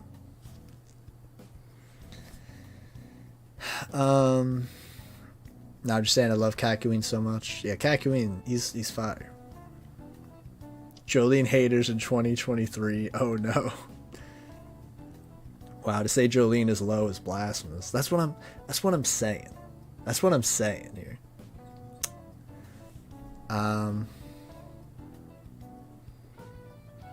Where is it? I feel like JoJo could be one of, if not the best written characters in all of JoJo's. Well, I mean, there are many JoJo's you can go off of, but you're spitting. I'd give my right arm for him and not complain about it. Parentheses, Joshu slander. That is crazy. That is crazy. I love that. I've gone through my Kakyoin lover phase, though I still dig it. You know? That's how it is. That's how it is. When you have your character, like, so many people make jokes about the part 3 people being cardboard cutouts, and I'm like, I get it. I get what you're saying. But they hit, though. They hit, though, you know? I think it's just because we see Jotaro at his weakest in her part, and we don't want to see a weak Jotaro. But when we see a weak Jotaro, we feel more. We feel more for Jotaro. We empathize. We empathize, you know?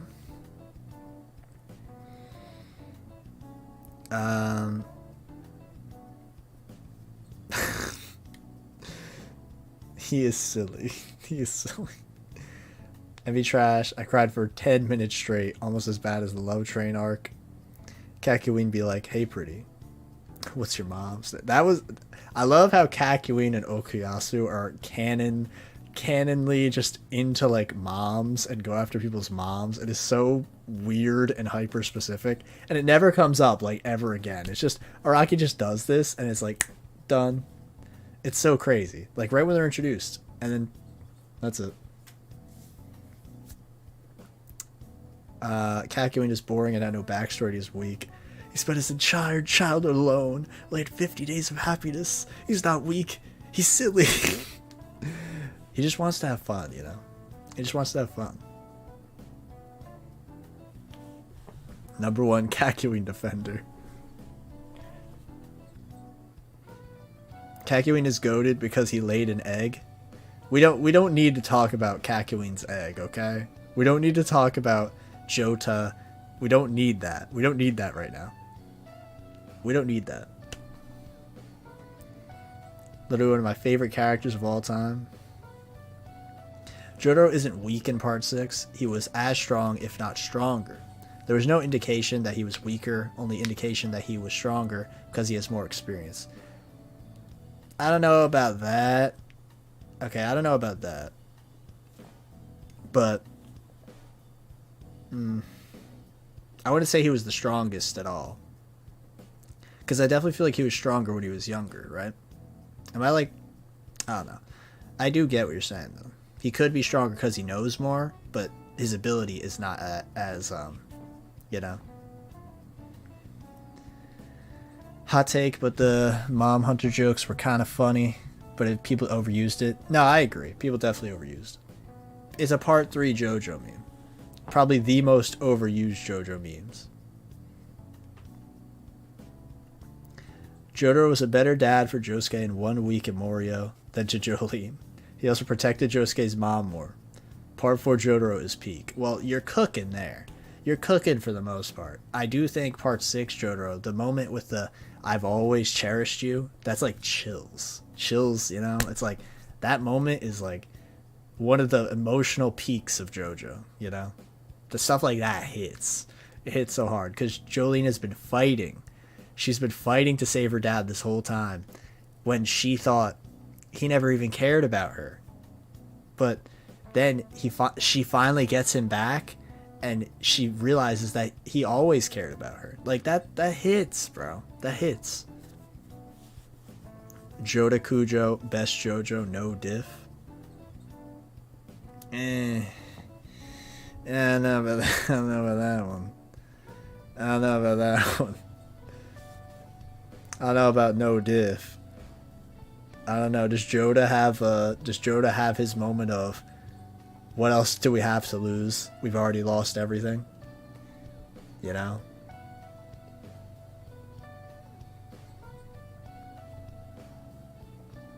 Please stop with the dad things. I can't. If you want to say Whitesnake beat him easily, Dio said that Pucci could kill him, so he could scale him to stronger than Dio. The only indication of him being weaker is a shortened time stop. No, that's what I'm saying, the shortened time stop. That's what I mean.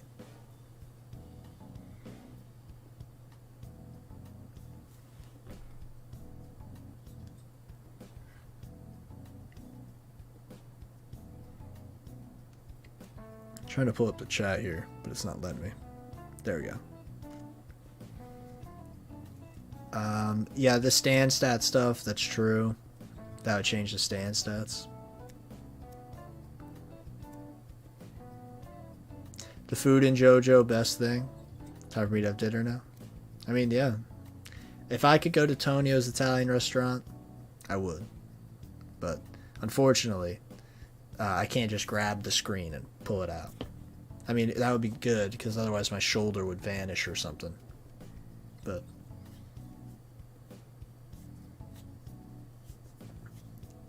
he became a mom. That's crazy with the egg. That's crazy. Oh, man. Yeah, that Kakyoin egg meme is crazy. I can't believe that's a real thing that's actually just made. Which is so funny. And it's not like official, obviously. It's like, not a parody, but like a spin-off, I guess. But not like an official one. Tonio's first restaurant to ever make $1 jajillion. Alright, but I see that the timer is just about to go over 3 hours, and D3 Adventures just mentioned JoJo food, and now I'm thinking about Tonio's Italian food, which is an amazing episode, like Chase just said. I fused the name, my apologies. But, oh my god, I am starving right now. And, like I said at the start of the stream, I was a bit late because I bought some groceries, so now I'm gonna chef it up myself. I'm gonna be my own Tonio Trussardi real quick. But man, I am ready to cook. I am ready to cook. And I'm not talking about JoJo theories, but we will get into that. Noah Bryan says, I know we're past ranking JoJo's, but in my opinion, I'd say it's Giorno at the bottom. Jotaro, Joseph, Josuke 4, Johnny, Jolene, Jonathan. Jonathan is number 2? In fact, I would like to know why. and then Josuke at the top. Jodio is probably directly in the middle. Okay. I would like to know why Jonathan's number 2, but I'm pretty curious. Or is Giorno number 1? That's what I'm trying to figure out, because the arrows are like that way.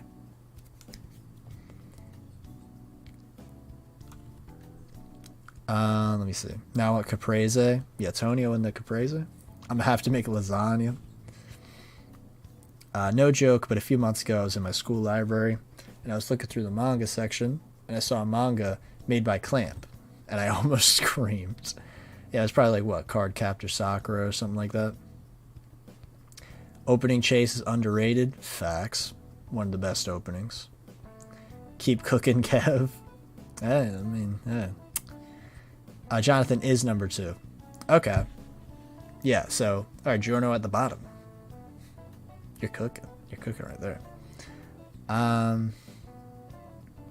He's got a sword and I'm biased to that big time. Huge fantasy fan. That's awesome.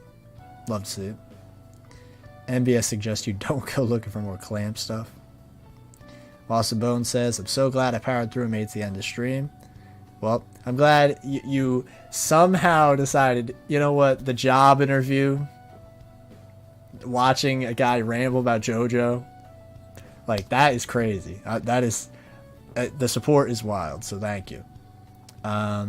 Chase says, just my number 1 JoJo, even still, but I love the direction of Jodio's character more than most. So that's for high potential. Yeah, I completely agree. Joseph is one of the best, as you can see up there. He's one of my favorites. Him and Jolene are so like raw. They're literally just raw. They're very emotionally raw, and they're like very confident in themselves, and I love that. But Johnny's very tragic, which is cool. I love Jonathan, TBH. Yeah, Jonathan is sick. He's sick. That's why he's not D tier. You know? Next video game stream when? Oh, that's a perfect promo moment, Flame Emperor. So, the Street Fighter 6 beta is going to be up for, I don't know, 3 days. It's going to be the 19th to the 21st. I'm planning on doing a stream. Yeah, I'm planning on doing a stream with the beta. So if you guys want to watch me get on the Street Fighter grind set, you know, make sure to tune in. It'll be awesome. I don't know what day in specific. I was planning the 20th, more likely than not. And that'll probably be a long stream. I'm probably just going to be playing it for most of the day. So it'll be a long, fun stream. Gonna hopefully do some matches with other content creators and that. I do have an idea of like, hey, if you're a member or whatever, you'll be able to do matches with me as well. That could be cool. But I'll probably just do anyone in general. It's almost 4 a.m. in Italy and France. Flame Emperor says it's almost 3 a.m. I got a lot of Europeans watching my channel right now. That's crazy. That is crazy. That's some international stuff. You know, and JoJo is a very international series. But it's crazy to see. Crazy to see. EST best time zone. Yo, Simposter. We're on the same time zone. Love to see it. MB Trash says, Kev, do you plan on doing a stream for every single chapter? If so, I will be streaming into every single one of them for the next, what's that, 18 million years? I will be. That's my plan. My goal for this journey was I was going to start at the beginning and see the series just grow more and more and more and be able to look back on my experience reading the series.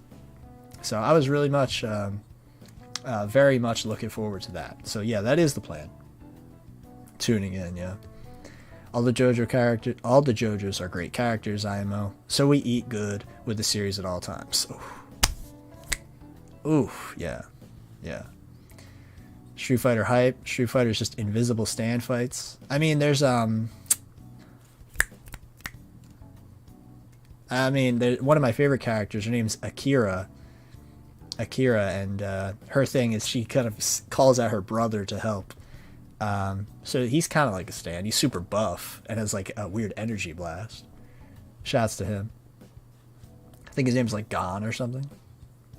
I clicked off and just clicked back and heard May 19th and beta. thought you were talking about Mortal Kombat 12. No, I did see the trailer for that though.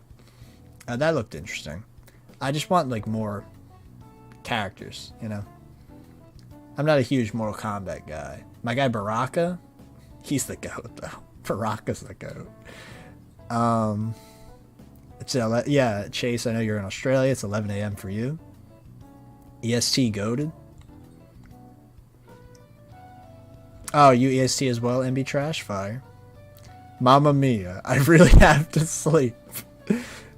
We in the old world watch you more than your fellow Yankees. Maybe.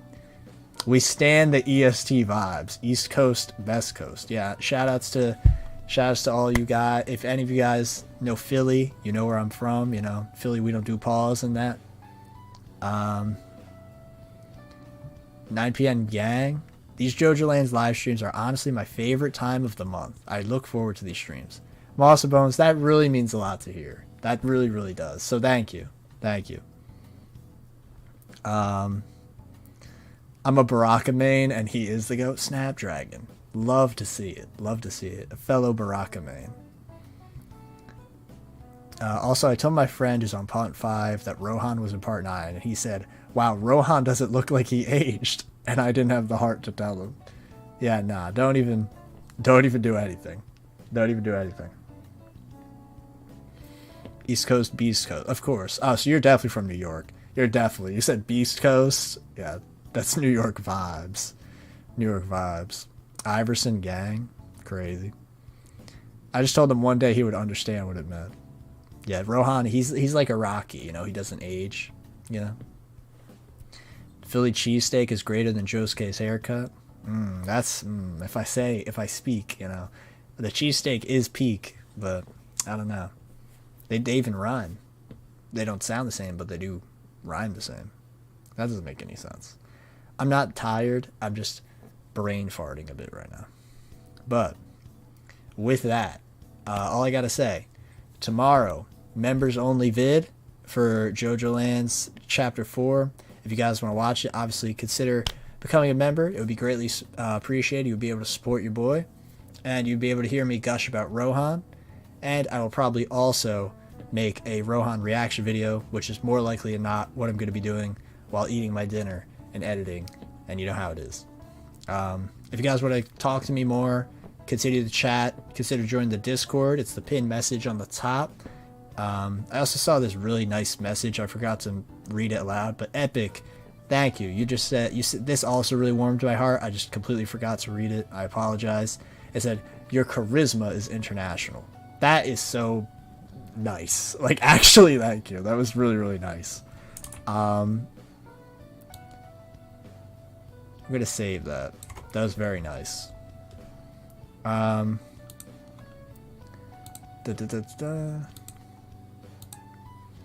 Oh, let's see. The cheesesteak is from my homeland and is my favorite foods. Well, there you go. You're cooking right there. See you tomorrow. No, I'm not going to be streaming tomorrow. Oh, well, your tomorrow will literally... Never mind. You will see me tomorrow, more likely than not. MB Trash says, I would, but I'm broke. Well, if you do want to consider being a member, what you could do is you could go down to wherever it is. It should say join. And you don't have to actually join. There are 3 dots on the top. You click those 3 dots. It should say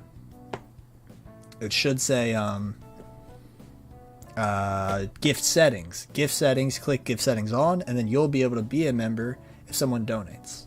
It's kind of weird that you can't just get one automatically, but I don't know. Noah Bryan says, bye everyone. It's been fun.